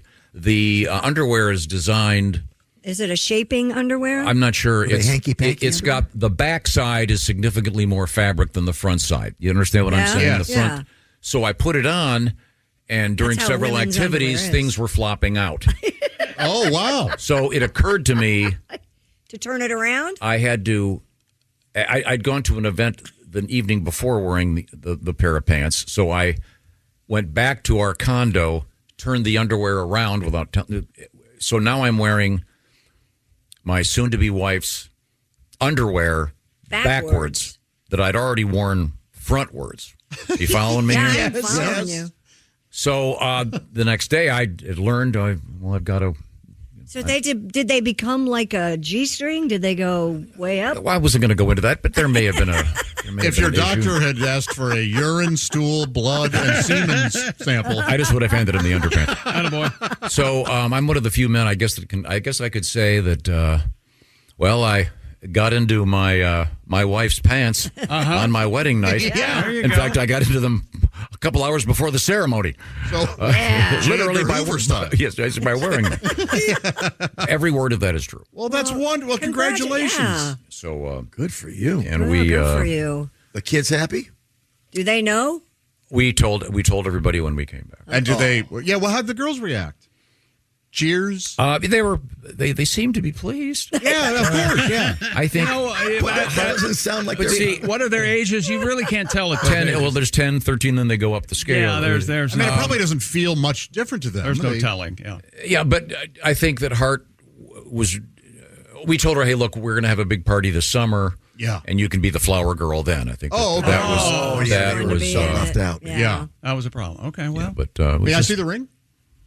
There you go. Yeah, Look at that. I'm shocked It's that you're cool wearing looking, dude. a ring. It's cool. Yeah, I don't know what this is made of. You have metal something. And I say this with years of heterosexuality. You have very feminine fingers. They are artistic. They turn Very me on in long some. and They thin. turn me on in some ways. I can't describe it. Spindly? Yes, some might say that, but yet masculine. Yeah. Oh, yeah. Yeah. Beautiful hands. Let's see. I can. Oh yeah, you can. Very dexterous. Oh God! Now we know why she wanted to marry. Yeah. there you go. See what he There did you go. there? So, Mr. Hansy. There it was. Again, pouring. It had been beautiful all week, but it was pouring rain Friday night. But it was. Who was your witness now? Very, very memorable. There were several folks. Please about tell 8 Pat people. that you took one of your best friend with you. Your best Please tell him. No, that. none of my group was there. Oh, I can't wait to see the picture, and it's you standing next to Todd Yan. Where's Sean Morey there? Or you next to Don McLean. Yeah. Actually, Yeah. the photograph is next to Orion. Orion. He was our native photographer. Oh. We hired. Yeah, but it was. Orion the I hunter. saw a picture of you dancing with a native girl over the. Yeah. Yeah. That was. That was what is it shocking. called? A Junkanoo band? Yeah. Junkanoo. Yeah. Junkanoo, Yeah. They were loud. They were great. They had like They were playing. It's like Stomp, right? They play the oil drums, or and they've something. got they've got I don't know 8 horns, a trombone, Okay. sousaphone, all the whole deal. I remember seeing them when we went to Bahamas for the Super Bowls, and they're dressed up in great. It was really fun. You do anything traditional like lift Kelly over the threshold as you came into the cabana? It didn't dawn on me because we were at like Daddy G's disco at 1 a.m. Oh man, that Daddy G's is fantastic. You been there? No. Oh, okay. this is a blast of happy news. I'm very. We that's needed incredible. that. Thank you. Coming up next on this Monday morning, there's an odor in the studio. Plus, a Tom moment is on the way. But coming up next, Monsters, Inc. and Hooker's Scary Mom. It's next on the Bob and Tom Show.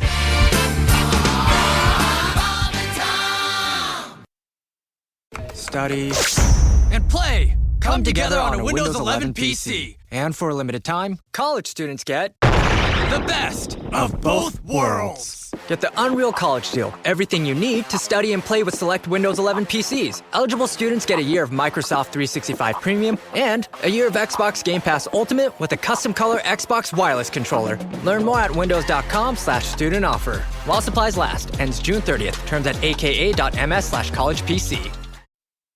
Welcome back to the Best of the Bob and Tom Show on this Monday morning. Hope you're having a great long Memorial Day weekend. This is Christopher in the Bob and Tom studios. In this segment, Monsters, Inc. Plus, we're going to hear about Jess Hooker's scary mom. Ooh, very scary. There's Christy Lee. Oh, hello, Chick. She's at the news desk. There's Pat Godwin. Hey, Chick. There's Jess Hooker. Hello.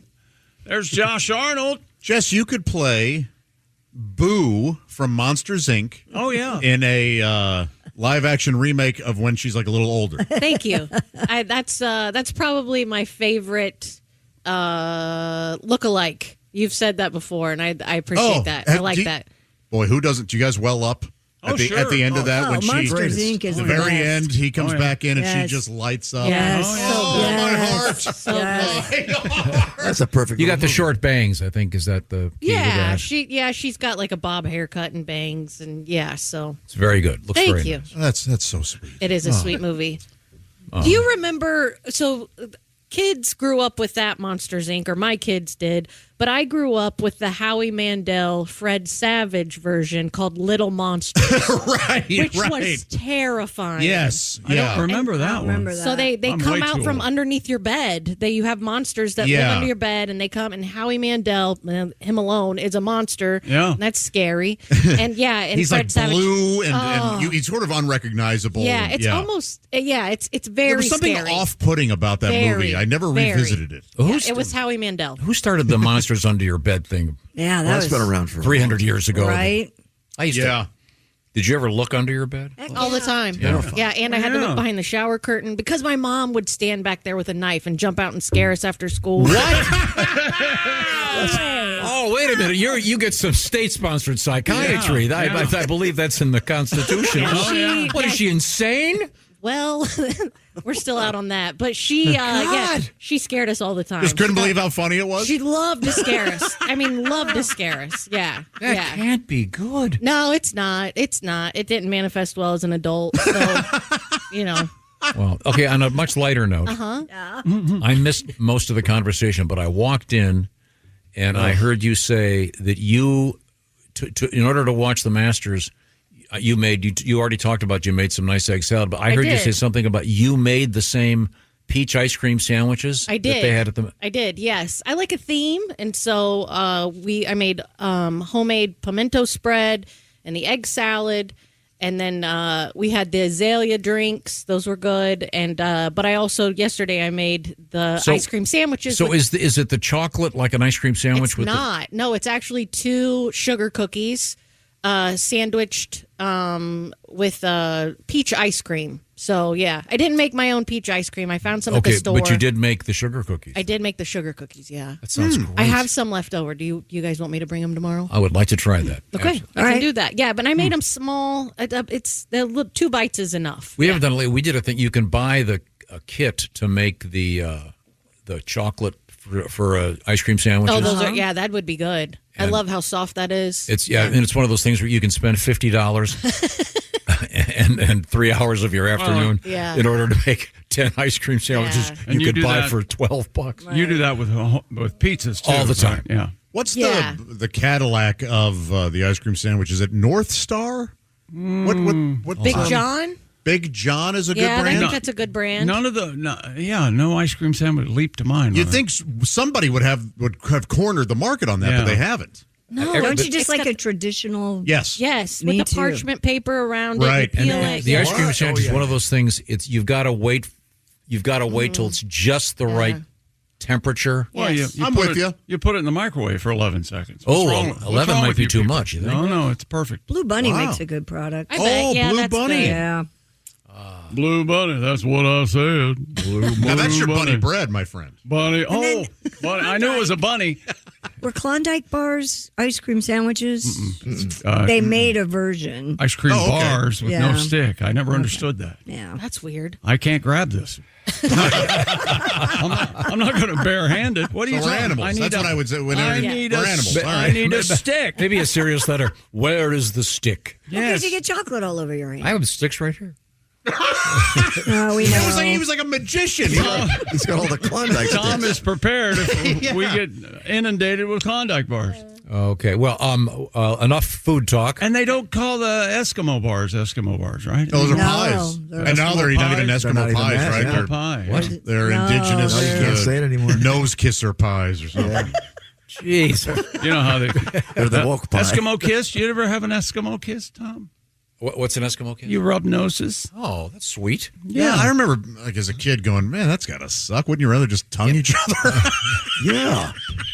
I want to say They were that. renamed Edie's Pie, remember? Oh yeah. That sounds filthy. Yeah. Edie's got some good Edie's pie sounds like a spread in a 1968 issue of Playboy Hey, magazine with Edie Josh, you have a bite of Edie Gourmet. Or I guess you could say Eddie's Pie. Don't I get a know. knockoff. You want the Edie's Gourmet. Tom just mentioned Edie Gourmet. Oh, he did? Because I was formulating my Edie Gourmet joke. No, I just said, does it Edie's pie sounds like a spread in Playboy where Playboy would have these genuine stars that would kind of sort of take their clothes off. Like Edie Gourmet. There's no way she was ever doing it. I'm No, sorry. Steve I'd like to would- apologize to the Edie Gourmet estate. Oh, my God. It might be pronounced Eddie's, but whatever. Is it Eddie's? No, it's Edie's. Is it? I've always said Edie's. Yeah. E-D-Y. Yeah. It's in E-D-Y. Edie- I'm Eddie. Try my pie. Edie's ice cream He is doesn't in, have the same. It's a big crossword puzzle answer. Really? Hey, Edie's. E-D-Y. So It who's is. It Edie is. Gourmet?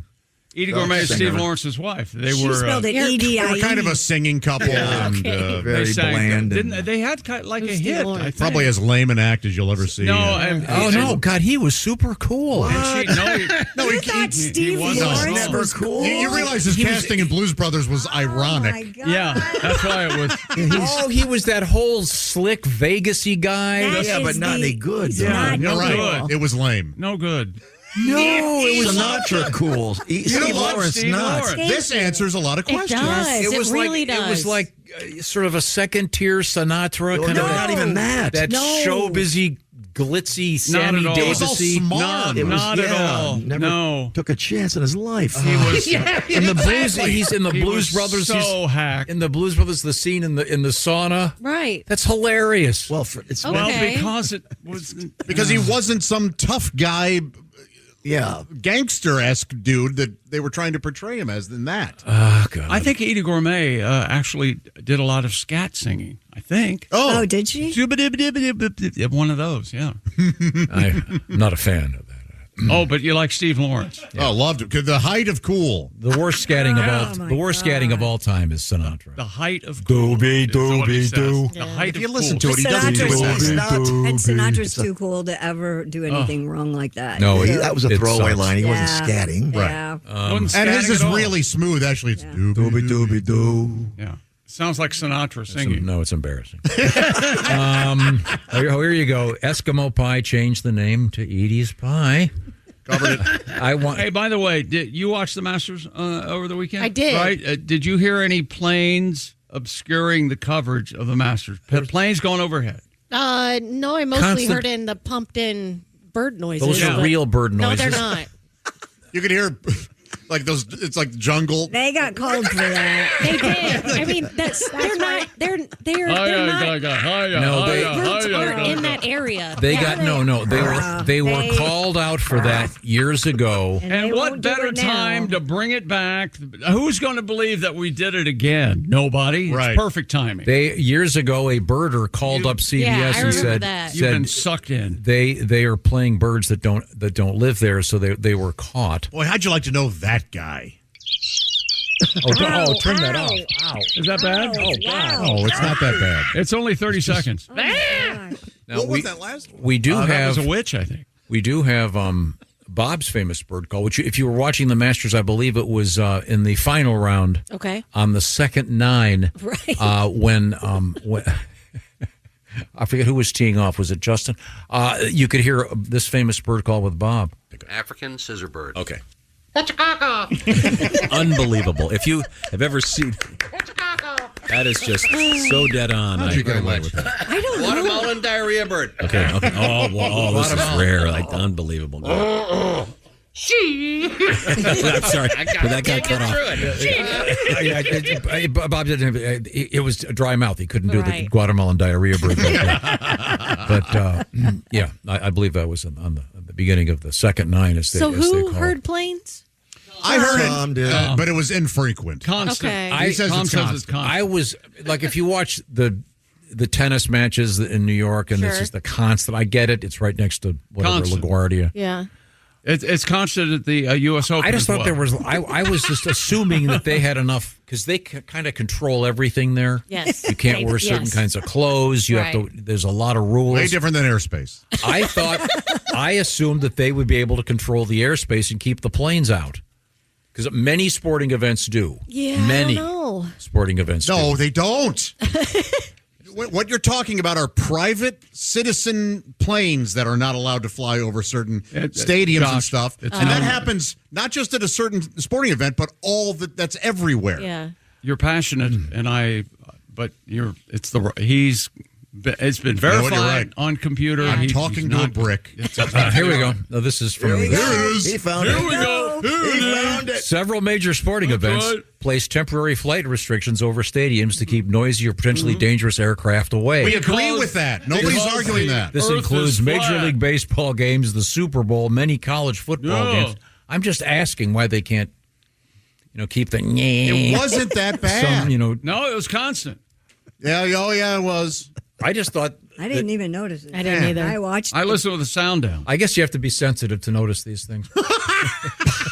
Yeah, you got to be something, all right.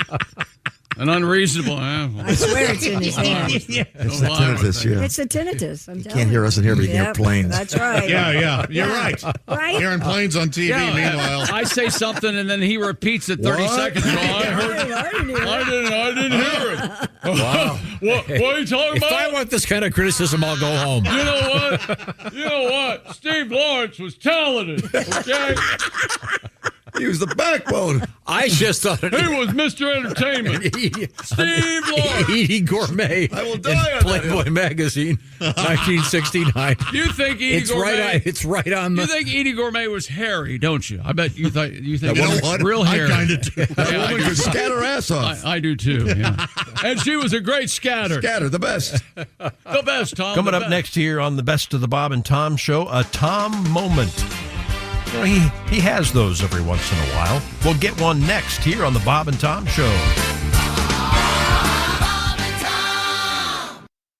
The United States Soccer Federation presents the U.S. Soccer Podcast. My name is David Goss, and I'm joined by my co-host Megan Klinenberg. And now we're giving people an inside look at the World Cup. Time's ticking. I think you can feel the intensity. All the guys are wanting to really stake their claim, and they want to be on that World Cup roster. There's no doubt about it. Hosting the World Cup on home soil comes with its pressures, but we're just really excited, just as the people are. The U.S. Soccer Podcast, presented by Henco. Follow and listen on your favorite platform. Hello and welcome to the Mr. Obvious Show. I'm your host, Mr. Obvious. Let's go right to the phones. Hello, Mr. Obvious Show. Hi, is this Mr. Obvious? Speaking. Hey, Mr. Obvious, a long-time listener, first-time caller. Well, thanks for calling the show. I certainly couldn't do it without all you callers. Sure you could, Mr. Obvious. I've heard this other fathead on the radio that just blabbers on for hours. He don't take no callers or nothing, just blah, blah, blah, blah, spouting his opinion about everything under the sun. I don't like this. I don't like that. Blah, I hear blah, what blah. you're saying, caller. Point well taken. Did you have a question? I need some career advice. Now we're talking. That's one of Mr. Obvious's specialties. I've counseled many a caller on important life decisions. Finding the right job is essential to one's happiness. Yeah, I guess so. It's not so much the happiness I'm worried about. It's my mortgage. I've been out of work for a while, and I really need a good job to pay off some bills. Well, the first place to start is figuring out what type of job you're qualified for, and then finding opportunities in that field. No, well, I already got the job picked out. Wonderful. What have you chosen as your new career? I'm going to be an airline pilot. An airline pilot? Are you sure about that, caller? Oh, I'm positive, Mr. O. I wanted to be a doctor, but then I found out you have to go to college for that. Yeah. I really can't afford the time or money that might take. So, besides, I really like those uniforms that pilots get to wear. I look great in blue, Mr. Obvious. Gee, caller, it sounds like you've really thought this through. Oh, I sure have, Mr. O. Heck, I even already got me one of them pilot suitcases on wheels that you see them dragging through the airport. And I've been working on my in-flight announcements. Listen to this. Attention passengers, if you look out the left side of the aircraft, you'll see the Grand Canyon. And on the right side, you can see the Empire State Building. We're currently flying over Nebraska, and the altitude is 75 degrees. Roger, Wilco Delta Niner 64. I guess you've got it all figured out. Let me ask you this, caller. Do you have any training to fly planes? Well, yeah, I've been studying real hard for the past 2 years now. Oh, you have? Yeah. Well, that's wonderful. How's school going? We ain't even cracked a book open yet. What sort of things are you studying? Mostly physical training, I guess. Well, I'm sure that's very important as well. You need a lot of physical strength and stamina. What sort of physical training are you doing? Well, mostly strength conditioning, some flexibility training, and a little cardio. It's all kinds of stuff. That's all well and good, but do you discuss flight theory, the history of aviation, instrument panel reading, anything related to flying? No, not really. Well, sometimes in class when we're stretching and warming up, I pretend it's a pre-flight check. That's just something I do on my own. So you've been going for 2 years? Yep. You're a full-time student? No, it's just an hour-long class 3 times a week. Only 3 hours a week? Well, no wonder it's taking so long. Is this an accredited school? Well, my instructor says he's certified. He was in the Air Force and even studied pilot classes in college. Pilot classes? Yeah, that's what I signed up for. Where did you sign up for these pilot classes? Well, that's what made it so convenient, Mr. Obvious. It's right here at the gym where I work out. Free pilots classes with my membership. I couldn't pass that up. I'm starting to think, though, that you get what you pay for, you know? How are we spelling pilots? Pilates. No, caller, that's not pilots. It's Pilates. It's not a class for learning to fly planes. It's a physical fitness program designed by a man named Joseph Pilates. They're very popular in gyms all around the country. It's no wonder you haven't spent any time in a flight simulator. You're doing exercises in a health club. Pilates? Yes, Pilates. I never made the connection. You know, Pilates sounds a lot like what I ordered at that Mexican restaurant I went to last week. Pilates. It was the worst Mexican restaurant I've ever been to. They didn't have anything to eat. There was just a bunch of fat women sitting around on the floor complaining about feeling bloated. It was called Lamaze Class. It's a Lamaze class. It's for pregnant women. That would explain the grumpy service I got. That's all the time we have. Thanks for... I got to tell you, Mr. O, I might not be able to fly an airplane yet, but I look fantastic in my uniform. I'm sure you do. Rock hard, six-pack abs, and an ass you can crack an egg on. So. Listen, do you think that this gym is a good place for my daughter to take her ballet classes? Oh, wait, let me guess. You signed her up for spinning class? Twice a week. This has been the Mr. Obvious Show. Welcome back to the Best of the Bob and Tom Show. This is Christopher on your Monday morning. Hope you're having a great long weekend. Here is a Tom moment in this segment of the Bob and Tom Show. A couple of quick things going on. Willie, can you explain this? I've got this beautiful, I don't know how to describe it. It's like the size of a, what are those things in the street with the... Stop sign? Manhole covers? Manhole cover, thank you. I thought it was stop sign, and I was like, well, they're used to ignoring those, so it makes sense you wouldn't know the name of it. Tom Griswold attended Columbia University in New York City. I bluffed my way in. Yeah, that's the size of a manhole. Nobody's that good. It's a Cleveland Browns dog pound thing. And where'd this come from? My buddy Colin down in Louisville, he works at a place called Hexhead, and they make all this stuff. It's like wall art, and he brings them to my shows. And I had the show in Louisville with Han a few weeks ago, so we brought those around. That's just for you. We got them for a lot of folks on our staff. Thank you. Cool. Thanks, Colin. I got the one. man. He's You my got one, pal. Ace? Oh, there we go. I got Notre Dame. Oh, it's for the Raiders. Yeah, man. He's Super Bowl. So he has no standards. He'll do it for anything. He'll do it I've for got this anybody. Commanders like 2 years ago or 3. It's in my bar right now. It's like a big, like your Brown size. So only is that it's, made of metal? A big Yeah. W, yeah. It's really cool. It's all made in America, Washington hand painted. Command. I got a Boilermaker for my daughter, Sophie. What's the name of the company again? Hexhead. And Colin comes to the shows. He brings his girl. They're the greatest. Yeah, love you, Colin. Thank you, man. Thank Appreciate you, Colin. Very cool. Great guy. Now, I got this letter. Yeah. I've been told to read this. Oh, okay. It says, hello to my favorite talk show hosts. Last night, I had a Tom moment. I was going outside to smoke, as Tom would say, a little reefer. Nice. When my wife asked where I was going, and for some reason I could remember the word joint, so I said, I'm going to smoke a pot stick. Okay.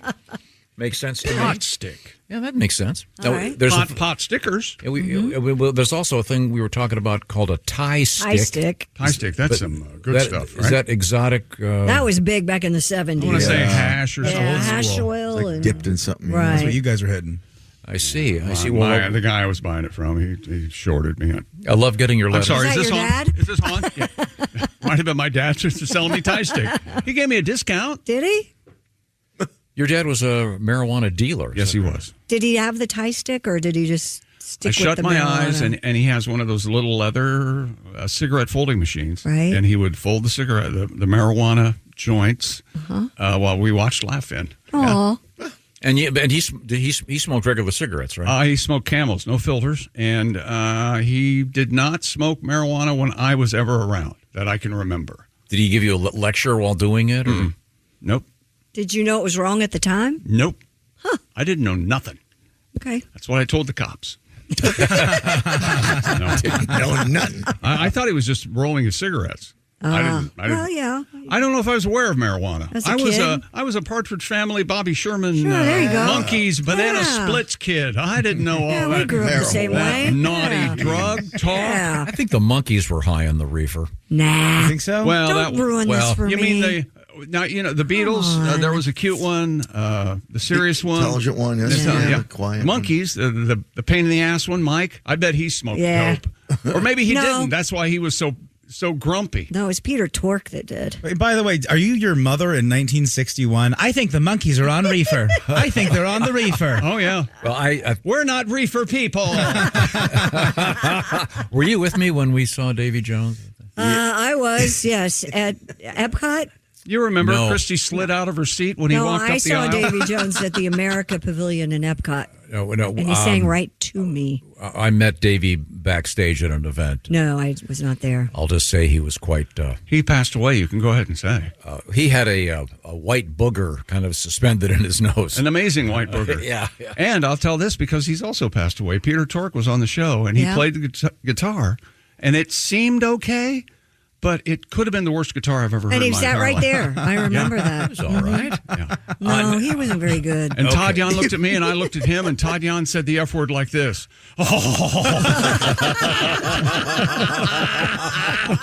That's a true story. Speaking of guitars. Oh. Hey. Pat, can you play your song? We were talking off the air about a certain person who showed up on the Epstein list. Oh, yeah. Friend of the show, Well, that'll happen. comedian. I'm just glad my name hasn't come up yet. Well, I mean, Me and J.E., we were tight. I just feel sorry for We're boys. I feel sorry for the journalists. He's my boy. That have to go through, what is it now, 10 million pages of whatever testimony, blah, blah, blah, blah, blah, blah, blah. Will it ever stop? No.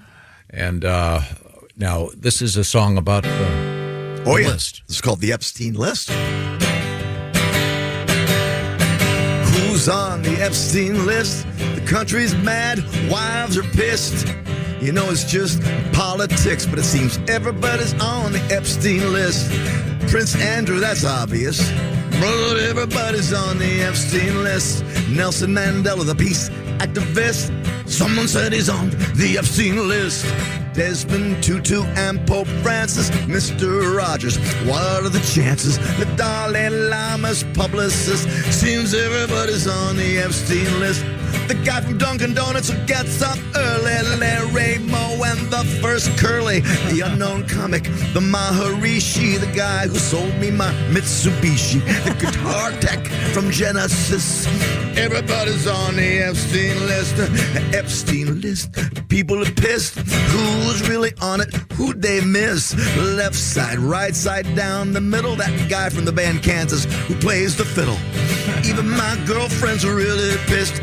Apparently I'm on the Epstein list. Yeah. The first Curly.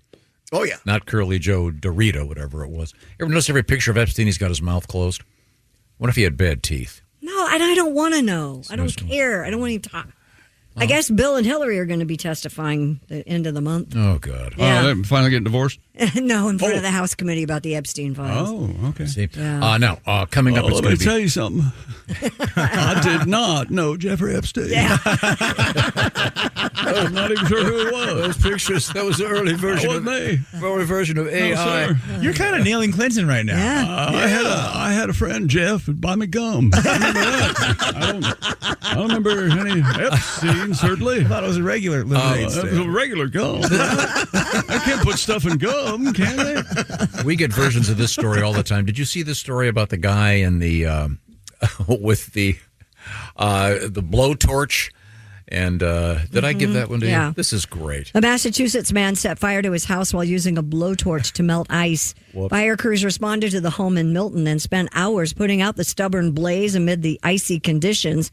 The homeowner told WHDH that he was up on a ladder trying to melt ice in his gutter when the fire broke out and spread through the attic.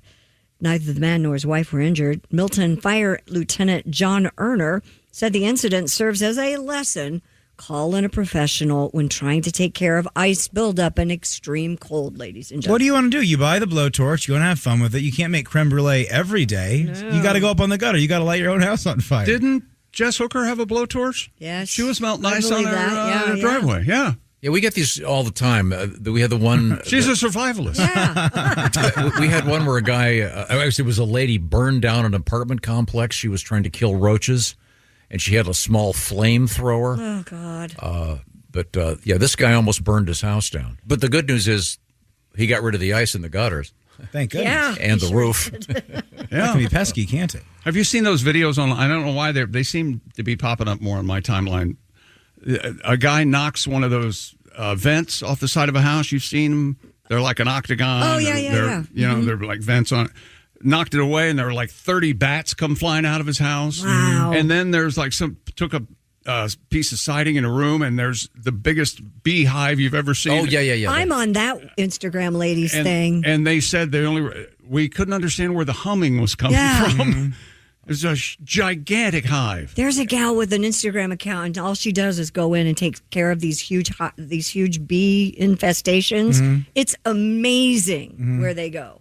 It's fascinating. Now, Pat, can you grab your guitar? Don't you do a series, as I recall, where you take songs and often a song, for example, most famously, Yesterday, the great Paul McCartney song started off as Scrambled Eggs.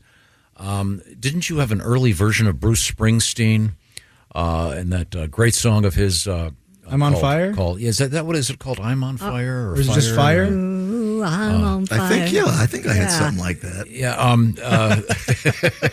Oh, and here's a little tip because this happened in my friend's neighborhood. Bruce. Do you need more time? Go ahead. What do you got? If you have those batteries for like your lawnmower or. Make sure that you unplug those and charge them in the charger that they're provided with, because it caused a major fire for someone. Yes. You mean like the one on my leaf blower? Yes, but you use the actual charger it came with, right? You don't have like a different charger? Oh, yeah, I got the same. Yeah. Okay. Are you sure? Oh, watch this. Are you sure that's the right charger? And make I want to check that. You might want to unplug them too when they're charged. Really? Make sure you unplug them. I know you're not an alarmist, so you won't take this too far. You'll be fine. Okay. Now, Pat once again explores the origin of great songs. But they often start off with either nonsense lyrics or alternate lyrics. Again, Paul McCartney yesterday was scrambled eggs. Scrambled eggs. The first draft. This is Springsteen's first draft of I'm on Fire. Rigging up leaves after school, burn them in a pile with diesel fuel. Oh, no, flames getting higher. Ooh, I'm on fire. My wife left me all alone. Think I'll make chicken while she's not home. Oh no, I spilled the fryer. Ooh, the house is on fire. Thank you very much. Yes, he's very too literal. Yeah, that's good. Yeah. People often ask, do you guys plan this show? No. Is this live? Yeah. Oh, yeah. That was very good. So don't take a flamethrower to your house. A blowtorch, whichever. Yeah. I was having, like 2 houses ago, they were doing some painting. I had a house that was built in 1924. Beautiful house. Some friends of mine live in it now. And with this beautiful porch. Yeah. And they were out there with those Bernzomatic torches on ladders, burning off the lead paint on the ceiling. Well, sometimes that's how you have to get the paint off the and it kept catching on fire. Yeah. What? Yeah. Well, they're saying you have to hang with it, but yeah, that's how you do it. Yeah, they're burning it and then scraping it. And they're scraped, and you put the fire out. Yeah. You do as best you can. There's no other way to get that paint off sometimes. Oh. Beautiful porch. I bet. It looks fine now. It's great now. Don't look at the ceiling; it's a little scorched. Yeah, be careful out there with those torches. Yeah, and you smell it every now and then, Yeah. but only when it's wet. No, we return to the news desk with Christy Lee. A long-lost class ring from Nebraska's Crete High School has finally made its way home after more than half a century. A beachcomber with a metal detector unearthed the 1966 class ring buried in the sand on a Belmar, New Jersey beach and noticed initials on it. He worked with local librarians and the Crete Public Schools Foundation to trace the ring back to Barbara Weilage, class of 66. Family and longtime classmates were stunned to learn the ring had survived decades and turned up nearly 13 miles from home with little damage. 1,300. I said 1,300 miles. Didn't I? No. What'd I say? 13. 1,300 miles from home with little damage. Weilage's sister said the journey remains a mystery, but the return is a reminder of kindness and community connections. I assume the woman's not with us anymore. Yeah, I couldn't tell. Well, if she's not involved in getting her ring back, it sounds like she's not with us. I'm not. It doesn't say that she's deceased. But I'm sure before she died, she thought. At what point did you see this and you said, hey, this will be a good story to read? Yeah, everybody loves class rings, so we got to talk about those. You know, I hawked my class ring during the first. Well, you know this. During the first gold boom in like the 80s or whatever it was. Yeah.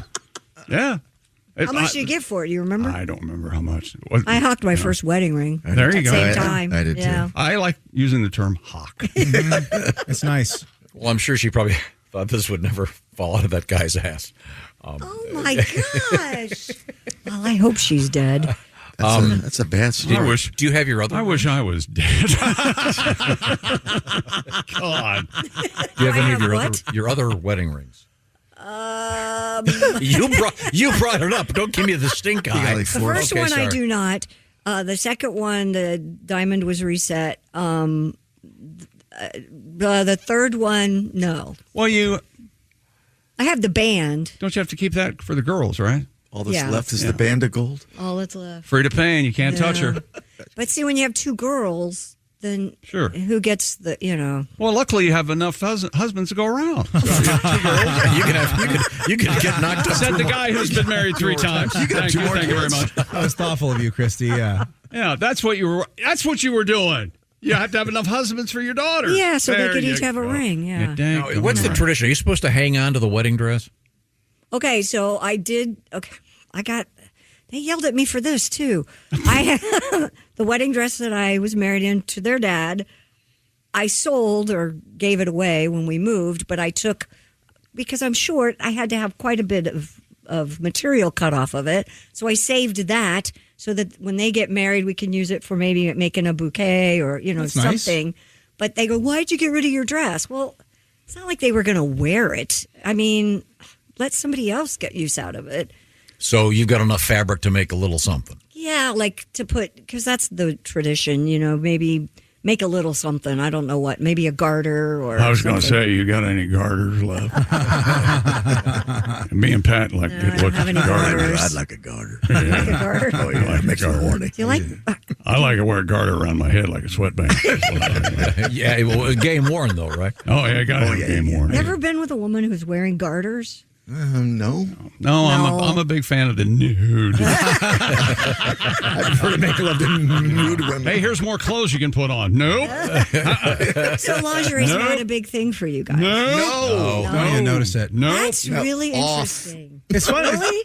It's fun for like 20 seconds, but I don't want the frilly umbrella. I want the drink. You know, That's an excellent point. Let me right get there. in there. That is a nice analogy. That's wonderful. Let me get in there is what he said. I know. I hope you're not saying that. That was still with the drink. Let metaphor. me get in That there. was with the drink No, metaphor. no. I'm taking my straw and I'm putting it in the drink. That was bad too. Horse. Let me get in there. You're not going to get out of this. Hey, Patty G, did you have a high school class ring? Yes. Did you get one? I did get one. I have mine. Do you have yours? No. Do you still have it? I do not. I'll be darned where it is. Oh, I'm sure your parents would have. There was no pawning in the Griswold home. Is your high school class ring with your brothers and sisters? No, you gave it to a girl and she never gave it back. No. Is there never some had one. huge plaque at the country club in Boyne Highland? Is that where your ring is? Where is it? First of all, it's pronounced Boyne Highlands. Whatever. Did you lose it swimming in Lake Michigan? No, I don't. Walloon Skinny Lake? dipping with some Buffy.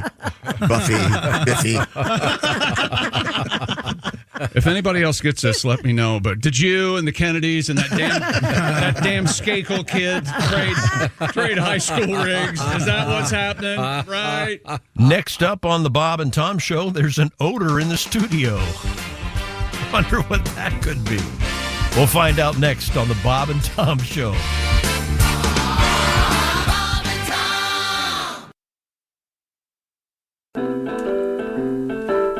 Oh, yeah. I hate soup. I hate soup.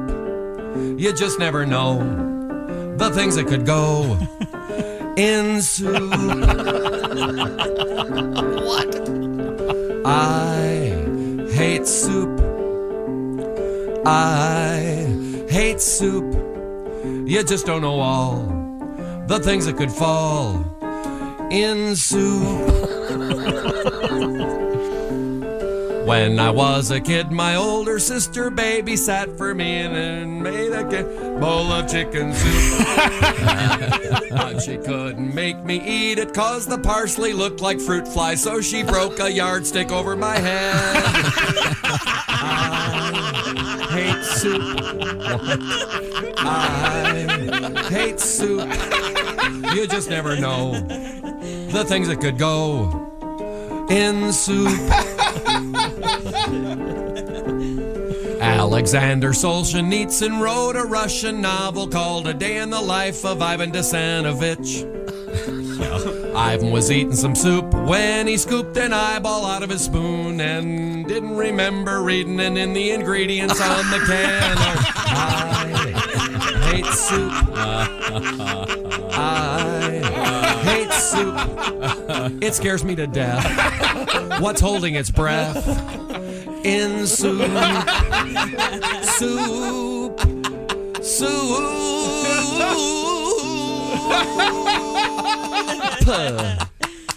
Wow. Wow, that's a beautiful tune, Hayward.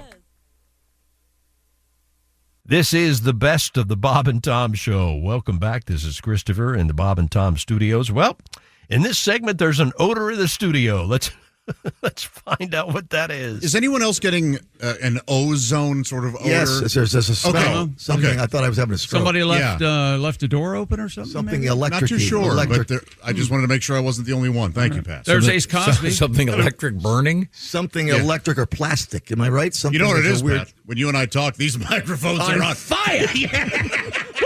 Woo! Yeah. I'm Chick McGee in the air chair. Oh, here's Tom. Hello, Tom. Hello. Thank you very much for joining us. A couple quick things here. Well, let's get back to some letters. Then I got a request for Patty G. Get that guitar out, Pat. Dear Chick. Yeah.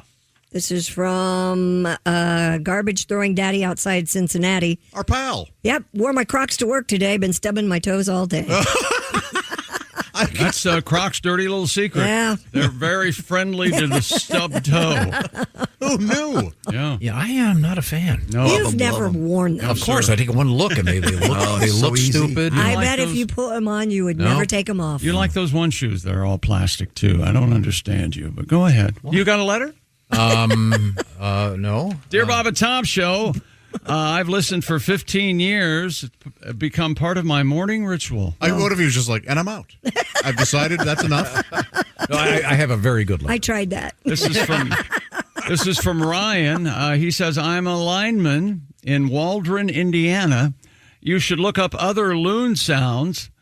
Well, I don't know why we have this one. Oh, yeah, Daddy. There's another sound they make that's very ominous. I've heard them a lot when I've been to Canada. Creepy at night if you aren't familiar. Keep up the good work. Love y'all. Well, thank you very much. Thank you, Ryan. We could do a whole segment, creepy bird sounds, but we're all right. This is really interesting. This comes to us from Mr. B, we'll call him. Hey, Mr. B. You mentioned a place in the news, the Cox Science Center. Mm-hmm. That's COX. That was in the news a couple days ago. Learn the science of Cox. I used to work for a newspaper in Dayton, Ohio, owned by the Cox Media Group. Oh, sure, they had Cox Cable and Daily News. I swear to God, they had a company newsletter called the Cox Insider. Wow. That's a risky name. You know, when I first saw it, I looked around the room and I said, is this really happening? They didn't notice. When I went to San Diego, the Cox Communications people were going to name the stadium where the soccer team played, and I said on the air, well, maybe they'll be the Cox Sockers. Yes. And they wanted to get rid of me from that day forward. That's funny. That is very funny. Yeah, I by the thought way, so. Yeah. What do they call that? Not a good fit. Yes. Very good. Yes. Mr. B continues, I do not work for the Cox Science Center anymore or the Cox newspaper. But as we all say, once a Cox man, always a Cox man. That's right. Okay. Thank you I very can't remember the name of the morning paper in Dayton. Of course, it's out, folded, but the Dayton Daily News, I remember that, but I don't remember the... Dayton Daily's good. Yeah, they were all right. I forget. Never mind. Thank you. Chrissy, you got a letter? As a follow-up to a letter from yesterday, Josh. I did see Faces of Death, and I enjoyed it. Okay, yeah. I mean, I'm sure it's more respectable than the No. Thanks for all the laughs. It's from That's Nick. not the word he wants. No one enjoys Faces of Death. I would hope not. Okay. Well, maybe this Maybe one's he's a kinda- serial killer. We don't know. Apparently, it has some social commentary and everything. I took notes during the entire...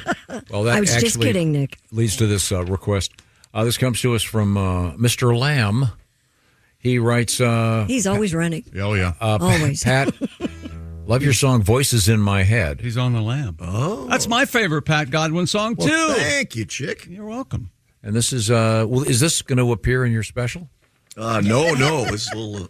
no. You know, some This is days... too lovey-dovey. Some days he's really on that, and other days he... I know, he never forgets. mentions it. When did you couple record that TV special? Last year, this time? Maybe actually February. Yeah. That company knows what they're doing. Okay. Yeah. Are they also doing the freeway near me? Probably. Entering year 4. That's interesting. Don't queer the dry bar deal that Oskay and I are also working on. I'm so sorry.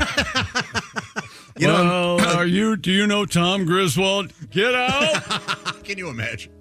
You know, I'm seeing something. Oh! The voices in my head told me that I love you. The voices in my head said you love me too. Yes, they do. You know they're always right. So I'm listening tonight to the voices in my head. Yeah, the voices in my head said we'll always be together. So I got your name tattooed in flaming red on my forehead. They come in crystal clear, but my doctor, he can't hear the voices in my head. Yeah, the voices in my head said to stop my medication.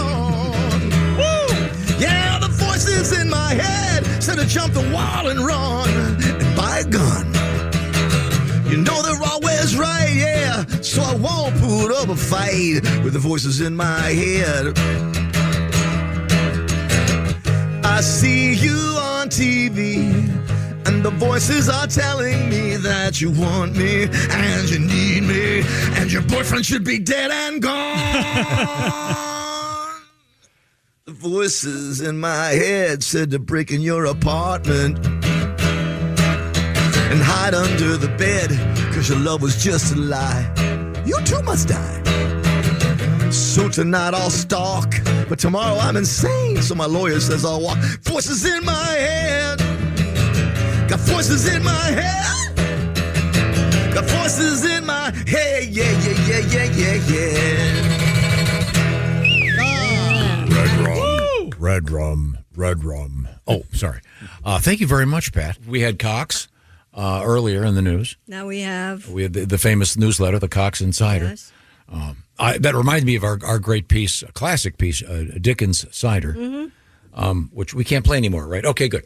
We'll be back with other things. These are the O'Reilly Auto Parts Studios. This is the Bob and Tom Show. And we're coming right back with another hour of the best of the Bob and Tom Show, a segment from opening day in Cincinnati, and Oliver and Jimmy Pardo, a segment with those guys coming up in just a minute. But coming up next, comedian T.J. Miller. You're going to hear that next here on the best of the Bob and Tom Show.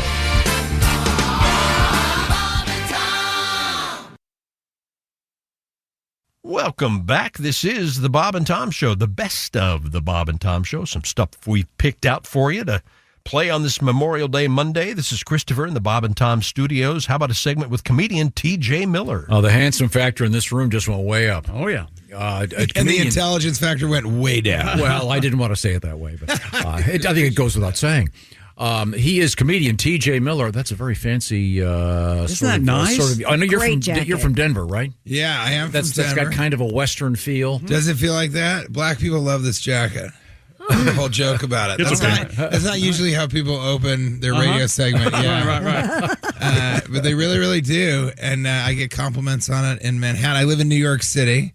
As a stand-up comedian, that's sort of where you need to be, I think, to do the most amount of shows. I can do like 3 or 4 shows in one night. But yeah, originally from Denver. And my family, I just came from last night.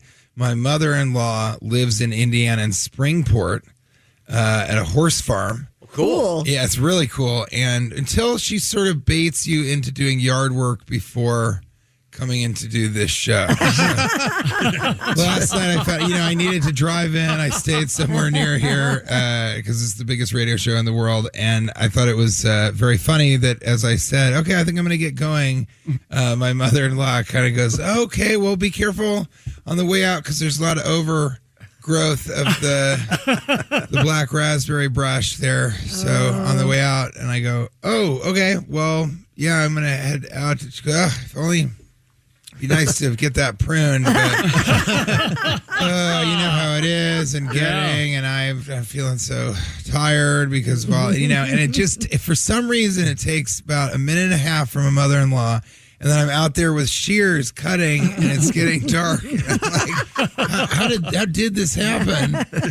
And I love it. I love working. I think that's a big part of why she likes me, and my wife likes me, so I'm not kind of, I don't want to do this.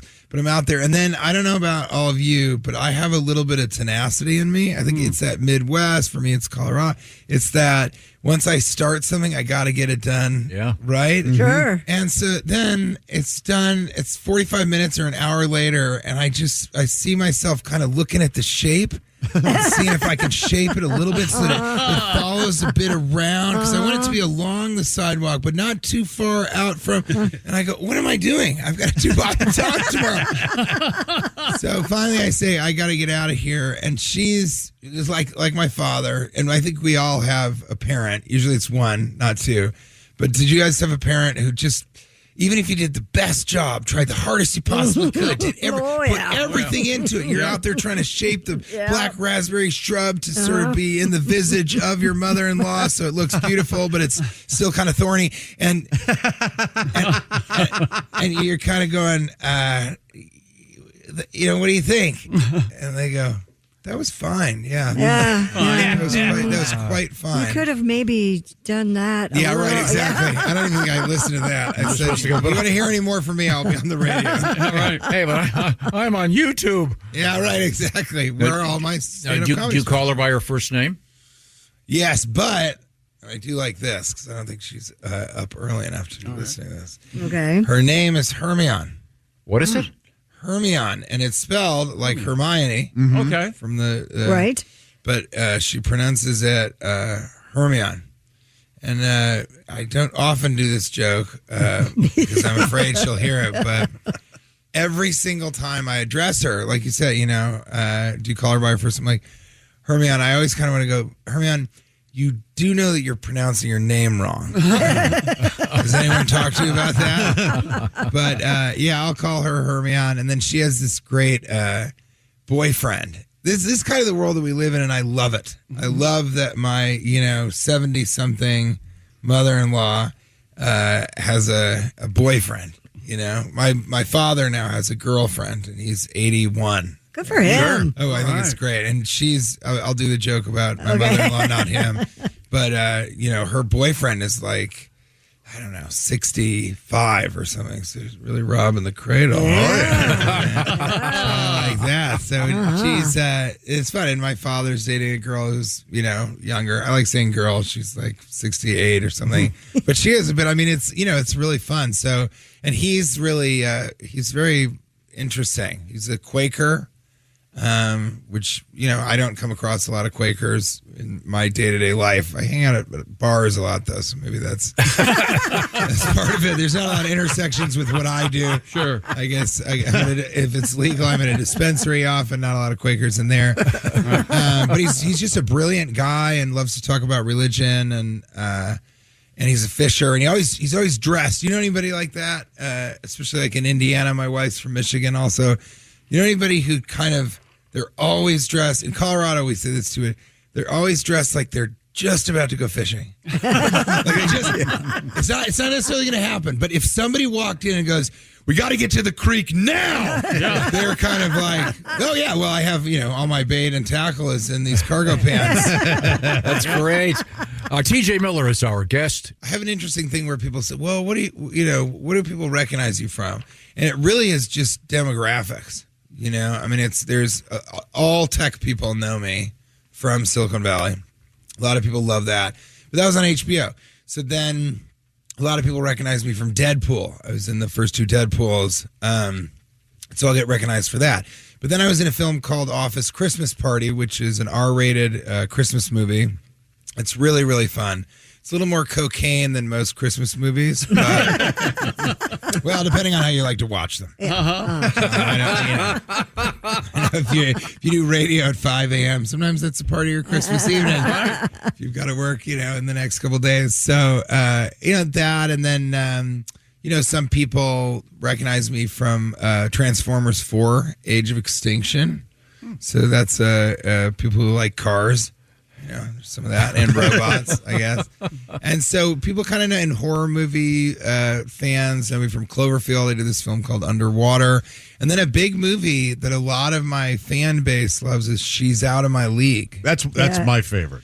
And I bet because, and I really do, I know not a lot about you, enough that we hugged in the green room, or at least I tried to, and you walked away. But I feel like my fan base, a lot of them, and if you look at my wife, you can look up a picture of my wife. She's completely out of my league. And I have a lot of people that come to my shows, and they're couples, and it is always a beautiful woman, cool woman, just fun, funny. Call it Midwest 10 when it's a beautiful girl and she's smart and funny. She can still kill a 6-pack and wants to tailgate, but will yell at you and tell you need to go to bed, but also says, I did something special for Taco Tuesday. That to me is Midwest 10. There you go. And so she is very that. And a lot of the guys that come and see me, and the couples will come, and it's like this gorgeous girl, cool girl, really funny girl. And then this guy who, like you and I, kind of, you look at the couple and you're like, how did that happen? This guy is really, I would not expect this at all. I say when I walk down the street with my wife, people are confused. They look at each other and go, I didn't know they did Make-A-Wish at this age.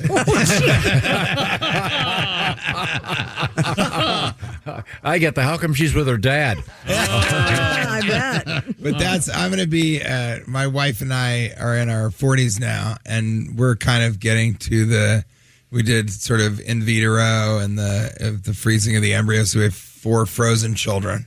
3 girls and 1 boy, and so he's in there going, me first, please. But yeah, I think we live in a very interesting time, very interesting world. You mentioned the girlfriend thing. I mean, in English, we don't have a good word for that.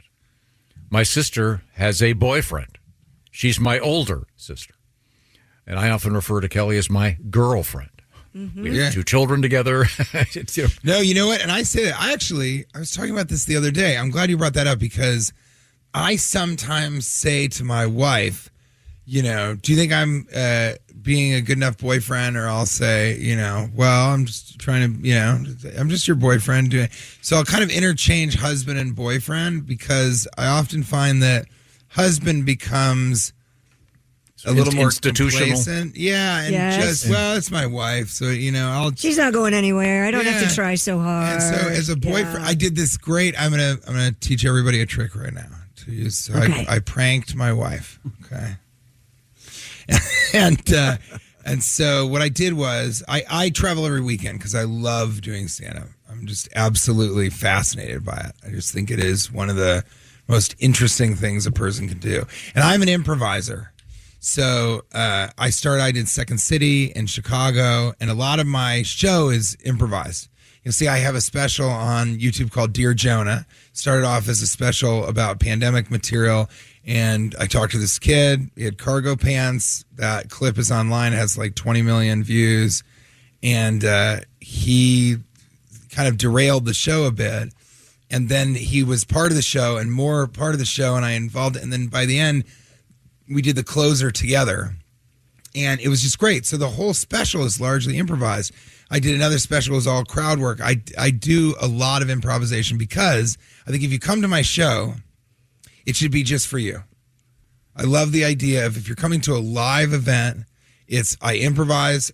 No one else will ever see the same show. I will never perform this exact show. It's just for us, just that night. And you've torn your attention away from a screen, which is really hard for any of us to do. And you're just present, you're there, and I love that. I just absolutely love it. And so I came up with this thing that I thought was really funny. I told Kate that I was going to Irvine, California. It was all in the calendar, the pickup, the flights, everything. And she thought nothing of it. And I said, all right, well, I'm going to leave. Can you say goodbye to me?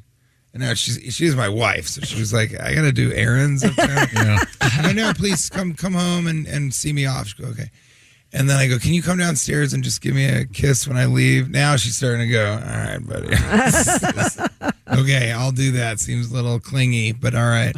She comes downstairs, give me a kiss. She's in front of the building. The black car is there. So I go, I say goodbye. I put my baggage into the back. I get into the car, open the door. I say, all right, I love you. I'll see you soon. I'm off to California. And I get in the car, close the door, open the door. I have a bouquet of red roses. I get my stuff out of the back, and I come up to her, and I go, wow, that really flew by. That's the fastest I've ever been to California. It almost seems like I never left. Anyway, what do you want to do this weekend? And she's like, what is happening? And I surprised her. I had no work that weekend. So I stayed with her the whole weekend, and she's an artist, and so I pretended to be her art assistant, and I did all the errands that she wanted and all that. And it's one of the best things I've ever done in the marriage because it really kind of revitalized her. Now, we didn't need any help with the two of us, but I think she had started to feel like she was the in-between, She got attention when I wasn't working. I thought you were going to say you posed nude. Oh, I was nude in the car. Oh, okay. I'm a quick change artist. Oh, there you go. I was in completely different clothing when I got out. Did I mention that? I was in a ball gown. Is she an artist? Is she a painter? She's an installation artist. So she goes into a room like this and changes every part of it to be a part of the installation. And so it's really fascinating. She's quite famous in the south of France, actually.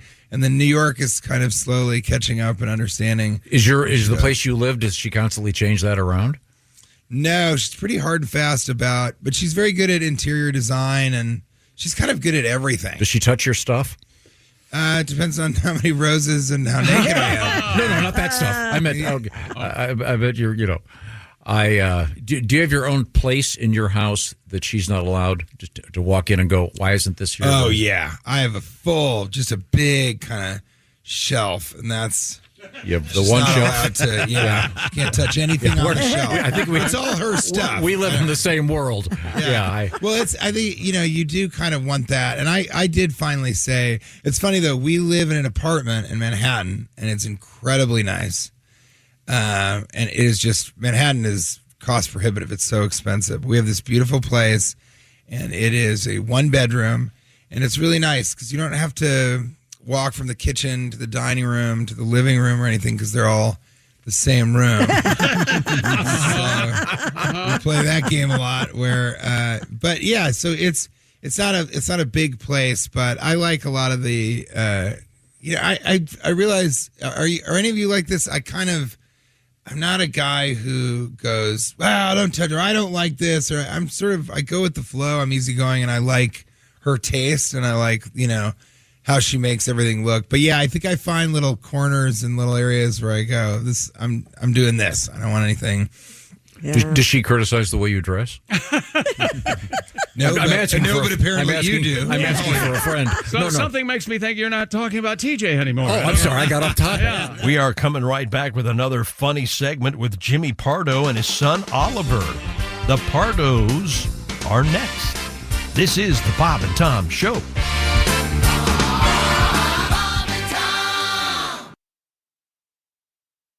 Hope you're having a great Memorial Day weekend. This is Christopher in the Bob and Tom Studios. This is the best of the Bob and Tom Show. In this segment, comedian Jimmy Pardo and his son Oliver Pardo. Today is Bring Your Son to Work Day. We have yours truly, along with my son Willie G, right there. Oh, yeah. And then across the way, it's a veteran stand-up comedian, Jimmy Pardo. Hello. Along with his son, Oliver Pardo. Hello. Who is currently in college, but also doing a little bit of drama, a little bit of stand-up. And we were talking about how you're a big fan of classic rock. Yesterday, I just gotten home, and I'm walking by. My 10-year-old daughter, Hart, walks by, and she's singing, "Should I Stay or Should I Go?" Oh, Clash classic. Like, what? Yeah. The Clash? And, of course, I said, where'd you hear that? And, of course, it's Stranger Things, which she has now watched 3 or 4 times in its entirety. It's become her life. It's a 10-year-old? Yeah, she loves watching that. Stranger Things. That's what I kind of said too, Jimmy. But I'm not. I bailed, and I like horror movies. I feel it's unwatchable, but I think it's not all. I think scary. I think it's because of the kind of the camaraderie among the kids. Yeah. And but yeah, she loves that show. She's got a Stranger Things bathrobe, the posters, the whole deal. But the other point of it is there's so many great songs that they're using, and then obscure Bob and Tom Show trivia. In the final season of Stranger Things, there's a scene in a radio station, and if you look carefully, there's a Bob and Tom bumper sticker. Is it really? Yeah, that's pretty awesome. cool. On the wall. So whoever is the art director for that show, which is supposed to be taking place near here, so that pretty cool. That's great. In season 2, there's a poster of my old Camp Crosley in the background. The art director on that show nailed it. Is Hart aware of the Bob and Tom reference in Stranger Things? I showed it to her the other day. Did it up your cred with her at all? You must understand, I get a lot of pushback, even from from Willie, but from Hart, it's unbelievable the level So of she was pushback that I get. nonplussed. Okay, what did I do, by the way? How did I get thrown in there? I really caught some shrapnel there. I didn't do anything. No. You're. I mean, the pushback I get from Hart is unbelievable. You give me a little bit of pushback, of course, which is. But why did he get friendly fire at all in that? You think the pushback came from Willie's horrible? Nobody was thinking that. Remember when we were on air one day and he goes, "Willie's a good kid. He keeps his head down." Yeah, but I get a great deal of pushback from Hart. She has attitude. Lots of it. Yep. She's like a roast comedian now. She used to be so nice. We got to get her in here. Yeah. She can ruin your day with one little line. I can ruin it right now. You know what she did? The gym that we go to, they do a NCAA men's college basketball pool. Mm-hmm. It's like $5 a hit. Last year she won $1,000. What now? She drew she drew the team. You draw the team. lottery. It's not a bracket. Yeah, okay. She won $1,000. Yeah. Okay. Guess who she drew 2 weeks ago? Arizona. Illinois. Oh. So there's a good chance that she'll win another 1,000. This isn't a joke. She has more money than I have in my checking account right now. Wow. That's just 100% true. She wants to get another dog. So she's going, look, I can, because she's got a picture of the dog she wants to get from the kennel. And we already have 2, and we're not getting another one. Yeah. I hope. But no, you want another dog. But I don't get a vote in this one. How much is a Stranger Things robe? Is it $1,000? It seems like it would be, doesn't it? Yeah, it seems very niche. And it is a nice robe. I don't doubt it. Nobody's doubting that, Tom. Nobody's like, well, how bad's this robe? Nobody. That wasn't the first thought. Like, yeah, it's not a good robe. Like nobody thought that. Of course, it's a nice robe. And then I had it's not a nice robe. I had a poster made. If you see the poster, it looks like she's in Stranger Things. Oh, a little graphic design. Yes, yes. That's fun. We spent quite a bit of time with that, but it's perfect. Does she love it? Yeah. Jimmy, are you a robe man? No. In fact, I don't know anybody that's a robe person. And then I always see it on movies and TV where they always walk out with their coffee and their robe. Yep. I don't know a single robe person. Are you a robe guy? No, I'm not either. I don't own one. Yeah, right. I don't know that I'm against it, though. I'm not against it, but I do think it's weird, though, if I show up at a friend's house and they go, hey, come on in, and they're in a robe. That's like, odd. What are you doing? Yeah. What are you, Hugh Hefner? Put some pants on. I only ever use a robe at a hotel if I'm like going to go do laps or something. And every time I think I look fine, and then I get in the elevator and I look at myself in the mirror, and it's just way too short. You can see my knee. It looks like I'm wearing like a fun little beach cover up slip. So you'll use the hotel robes? Yes, no, I do. That's me. And I just use it to go down there, and every time I look in it, I go, I look huge and dainty at the same time. Oh. When you say laps, swimming is just so I understand. Oh, yeah. Okay. Scoofing around down there. You love it, but you put the robe on, you get out there, splash it out, put the robe back on. They're weird, and they've got the belt. What? Of course they have a belt. The OB, as it's known. What is the belt's known? The belt has its own name. OBI. That's crossword 101 right there, baby. Oh yeah, like Obi-Wan Kenobi. Yeah, huh? It's a Japanese term, right? Yeah. For the kimonos. That I had to look that one up. I didn't. Yeah, really? But I'd forgotten. Yeah, that's right. yeah. Now, Christy, you gave us robes years ago. Mine is in storage somewhere. Yeah, with the Bob and Tom logo on it. Oliver, would you like a robe? I'm not a big robe guy. My roommate's a robe guy. He loves the robe. Yes. So your college roommate wears a robe all the time. Comes out with a robe. It's got pockets in it, and he always just walks around and hands in pockets, just like he's minding his field. You know? Yeah, he's looking at his land. Are you guys in like a dorm, like a shared thing, or does he have his own room? No, shared room. And he's just robe on, rocking the robe constantly. Is that good for you? Do you have a big bathroom, like you have a communal bathroom, or do you guys? We have a shared bathroom, just the two of us. One has to assume his father is a robeman. Yeah, right. He's got it. Oh yeah. Does he under the robe? Are there pajamas under the robe? Sweatpants, I try not t-shirt? to look under the robe. All right, very fair. Yes, one graceful tug and hello. Because my brother was a robe guy, and he would always wear it, and he didn't know you have to have basketball shorts or something under there. Oh, okay. He would just go al fresco. Oh yeah. He kind of likes being out. Yeah. How about that? Mm-hmm. Lebowski was a robeman. Yeah, he was. Yeah. Mm-hmm. Big too. Ace robe, yes or no? I have one, but I don't. He has a really nice Kiss robe that has Ace on it. How do you know about that? Because I used to know someone in Kiss, and he was gifted it because Ace Frehley's not in the band anymore, and they thought, never mind. Oh, that's a really nice Kiss robe. Yeah, it is, isn't it? It's red with black. It's really nice. It's Avalon Attractions. Is that again? Avalon Attractions. Yeah. The production company, right? Is it a game worm robe? No, like no. Ace? No, it was. No. Still exciting. Quiet there. How did I lose you halfway through that, Christy? And then the word no is only 2 letters. Somehow you lost interest after the end. I don't know. No, we're done. We're done. We're not talking robes anymore. We're moving on. I want to move on to sweatpants. Yeah. Okay. Oh, great. I am not a fan. What do you mean? I don't own any. He won't wear sweatpants. I don't ever wear them. You know, what don't you like? The comfort? The implication of failure. Real? What? He won't wear a crew neck shirt either. Say it again, please. A crew neck T-shirts. shirt. Every shirt has to have a collar? Everything has to have a collar, yes. Can't wear a T-shirt. Or a Henley because it buttons. A Henley doesn't have a collar, but it buttons but so it that. buttons, Yeah, it I don't doesn't- like the doesn't like to tightness be- of T-shirts. So we talked about the last time I was here. We talked at length about my classic rock T-shirt collection. Yes. Mhm. You don't wear T-shirts at all, Ever. No. ever. You go. Hey, I'm going to go out in the yard and garden. Let's pretend you do that. I'm going to go out in the garden garden. I'm going to go out in the garden. What happened to me? Did I used to have a stroke? Yeah. Oh, I did. Willie A knows. mini You're- one, yeah. You are not a doctor though. No, I'm so not. You just that's just you're. It's okay. I'm not a doctor though, but my dad does radio, so I know what I'm talking about. so you Yeah. know. Don't worry about it. So you go to the yard and garden. What do you put on? Like a polo, Shirt a like dress this. shirt? Like what he's wearing. I can't see from that. Polo shirt, like Stand Okay, up. so a polo's okay. Yeah. Even if it's jersey material like a T-shirt, as long as it has a collar, you're okay. yeah. Okay. But What's the that about, do you sweatpants, no. No, Do you, no you wear sweatpants? what are you asking me? Do you wear sweatpants? Yeah. Really? You Yeah. go out with them? Do you drive places? And No, but I will. Here's the thing. I wear sweatpants as a sleep pant.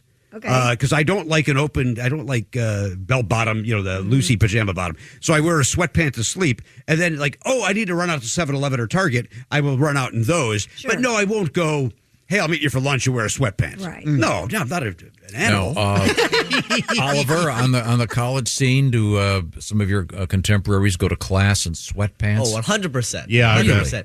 One guy, a friend of mine, friend Lee with him, he wore sweatpants every single day of class. Final day of class, he wore real pants. I said, "Oh, look at you in real pants." He goes, "Come on, man, that's not cool." I was like, "What do you mean? It's your choice." What do you mean? It was so weird. He was like, "Come on, we don't talk about that, man." I was like, what do you mean? This is the only pair of pants you own? What are you talking about? Sounds It's so spoken. weird. Wow. Yeah. But Tom does have Lululemon shorts. Okay, so you wear the tight Lululemons? Yeah. No, just gym shorts. I wear them to bed. They're not tight like No. Lululemon No, they're leggings. like baggy, like underwear shorts. I don't Like basketball shorts? Yeah. Okay. Really? I didn't know Lululemon made a loose I did garment. not either. I was assumed everything was tight with the Lululemon. No, Yeah. you like that? I'm not going to wear tight shorts to bed. You know what? I would not be surprised by anything that you do. Oh, thank you very much. Where would you wear a tight short? Because I think I would only wear them to bed. I don't think I'd have the guts to wear a tight short out in the world. Are you a biker? I'll You take the word bike think. in them. Yeah, but you know what? That's got a cushioned tuchus. Yeah, that's true. You ever seen that? There's a famous picture of a cycling crew. Oh, God, It's all yes. over the internet, and they've got the super tight shorts on, and Yeah. you can tell their religion. Yeah, I get it. Based on the focus of the, Yeah. yeah. Let's check in briefly with Christy Lee at the Bob and Tom News Desk. What's happening over there? Oh, boy. In Florida, authorities pulled over a motorist who had fake missiles sticking out of the back of his truck. Funny. Florida Highway Patrol said it received multiple calls from drivers on Interstate 4. Boy, I get nervous when I drive behind somebody with Yosemite Sam mud flaps. I was going to say, who's this guy? Wile E. Coyote? Who reported what appeared to be, quote, a truck with missiles mounted to the truck bed. So people thought these were real missiles? Now, the so-called Rocket Man was intercepted by state troopers on State Road 39 near Plant City. They determined the missiles were plastic devices used for show and events. Troopers offered the driver some advice on how to better transport the articles. What kind of show or event would you need fake missiles? And don't fake missiles have to have orange tips? Like a gun? Like a fake gun? Like your fake guns. Yeah. Maybe they were on their way to a Desert Storm reenactment. Oh. Because the Civil War, everybody went, we've seen it. But see, even if they had orange tips, I wouldn't know that was fake. I didn't know that until you just said that. You didn't know your toy guns with the orange tips? Yeah, absolutely. I did not know that. Oh. Yeah. Well, I mean, but when you say shouldn't missiles have an orange tip, have you ever seen a fake missile? I've never seen a fake missile. I've never seen a fake Only missile. in pictures from North Korea. Like those parades where they were, remember they were like all cardboard and stuff. They had to cancel the parade because of rain. The All of a sudden the missiles paper just start mache falling apart. paper mache nuke was melting on the trailer. There you go. Oh, my. See, those look they look Yeah, deadly. I may can call see. somebody if I see that too. Yeah. I don't think I was envisioning that. No, I they- wasn't either. They look real. And that guy rigged looks, up. To, and that guy looks crazy enough to shoot him with somebody. Yeah, that guy looks a little. That guy gets road rage. He takes out the minivan behind him. Yeah, I'm calling if I encounter that in the Panera Bread drive-through, I'm calling the cops for sure. Yeah, they both look deadly. Yeah, he's got a bunker. Oh, there's no doubt he's got a with cans of beans. Yeah. They look a little bit like the toy rocket when we were kids. We had the toy rocket that you would light. You'd hope it'd go up in the sky. It kind of looks like that a little bit. So I might have. I mean, the ones you pump with water? No, you would light them. Because those things are great. Yeah, those are fun. pretty good. Those were fun, and they worked. Nobody said they didn't. Well, because a lot of the stuff when did you ever fall for the sea monkeys in the back? Even the Evel Knievel, where it's like you cranked it up and it's like it's going to go over Snake River. It's like it barely came off the ramp. There we go. He donk. Then he fall on his side. Foot and a half later. And Oliver, I think both you and Willie grew up in an era when the toy surprises and cereals were really crappy. They were like wrapped in plastic bags. When we grew up, we'd get like these metal submarines. You'd put a tablet in them, and you'd get in the bathtub, and they'd dive. Those days are gone. Oh, boy. The toy surprise. But there was also a period of time. Are they still doing a lot of the toys at fast food places? Yes. Yeah, because there was an era in my life when I had in the back. In like the Happy Meals? In the back of the Suburban, there'd be 14 toys from the history of fast food restaurants. Really, you have a father that probably bought you stuff like that, right? Oh yeah, weird stuff. Yeah, you bet. Yeah. Oh yeah, sure.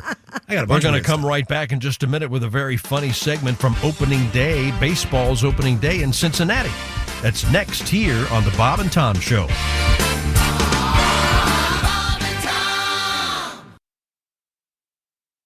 This is the best of the Bob and Tom Show. We are back with one more segment here on this Monday morning. It's from opening day in Cincinnati. Very funny segment here. Let's check it out. Welcome back to the Bob and Tom Show. Special edition of the Bob and Tom Show coming to you courtesy of Lee's famous recipe chicken. We have found ourselves in a beautiful spot in North America, Covington, Kentucky, USA. Yep. And we're up on a dais at a beautiful spot. It's a restaurant called Smoke Justice. We got a great crowd here. Look at this.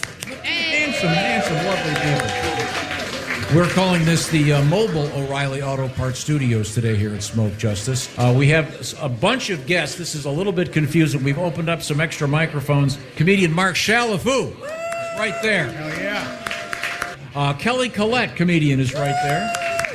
Kelly, good to see you. Willie G, comedian, is right there. Hey, we made it. Pat Godwin is right there. Let's see. Oh, wait a minute. There's Jeff Oskey. He's in the back there with a... Hey, everybody! Jeffrey is still there. This is Christy Lee right next to me. This is Tom speaking. Thank you very much. And we have a guest we met last year. He is Pastor Mike. Hi, Pastor Mike. We're doing that again. Great. Okay. Now, is that indeed your title? Is that that is indeed my title. Yeah, 100%. Okay. Yeah. Okay. But your actual name is Mike. It is. Yeah. And you are a pastor. Yes. Okay. Yeah. I wasn't born Pastor Mike, but yes. I see. 100%. Okay. It'd be awkward if you had the same name as one of our former presidents, Pastor Bush. It would be kind of unfortunate. He's a man of the cloth. What are you doing? He volunteered for this. I'm used to these attacks. It's fine. Now, the way this works is we have this script. This is from a great comedian from San Francisco, Dan St. Paul, and he does a terrific piece called "The First Baseball Game." Yes. And it has a biblical theme to it. So you being a pastor, this is right up your alley. So we're going to have various people doing the voices of Harry Carey, but mostly you. So good luck with it, and good luck to all of us. Thank you. Unfortunately, I have to start. So here we go. Hello, fans. This is Harry Carey. Welcome to today's game between the Bethlehem Braves and the Jerusalem Giants. Kind of a sparse crowd here today, as a plague of locusts has made it tough to get out to the ballpark. You can hear the vendors, though. Hey, manna, get your manna. Who wants bread from heaven? It's hot, it's fresh, it just fell. Hot manna here. Penance, our fathers, Hail Marys. Can't get absolution without an act of contrition. Who wants a rosary here? Water. What? Wine. Who wants wine? Peter looks to the Jesus sign. I went Lois first. Jesus gives him the sign. Holy cow, Pete. No. You keep going Family Guy? I know. I keep going Lois. Peter denies it. He gives it to him again. He denies it again. He tries it one more, gets it denied again. That's 3 times. Jesus is out to give Peter a sermon on the Mount. Mike? Jesus, of course, the big hero in yesterday's game. Mike came up at the bottom of the ninth with the Braves down 3-0, and he hit a bases empty grand slam. Fans, we haven't seen a miracle like that since we've had Fishes and Loaves night. I had a chance to talk with the Savior after the game, and here's what he had to say. Well, Harry, the ball was on the outside part of the plate, and I was just trying to make contact. First of all, I want to thank my father for loading up the bases. Muchos gracias, Senor Daddy. And the Holy Ghost for breaking up the double play. Ladies and gentlemen, Back to the live action. Lazarus up to the plate now. What's that? Lazarus up to the plate now. Here's the pitch. Oh no, he's hit. He's hurt. He's down. Holy cow, he's dead. But wait a minute, he gets back up. That's the 6th time this week. That kid can take one for the team. Abraham up to the plate now, probably up here to sacrifice. Infield drawn in for the Patriarch, and now there's some action in the Bethlehem bullpen. I can't quite make out the back of his robe. It is the big number 10, Moses. Just called up from the Burning Bush League. That's Willie's favorite. Already gaining a reputation for the lightning fast pickoff move, reminding runners that thou shall not steal. Let's give it back to Steve Stone. Thank you, Harry. Fans, you want to be here this Tuesday when the Braves meet the Cavalry Cubs. It's going to be Nabisco Communion Wafer Day here at the ballpark. All fans 33 and under get a free Eucharist signed by the Savior himself.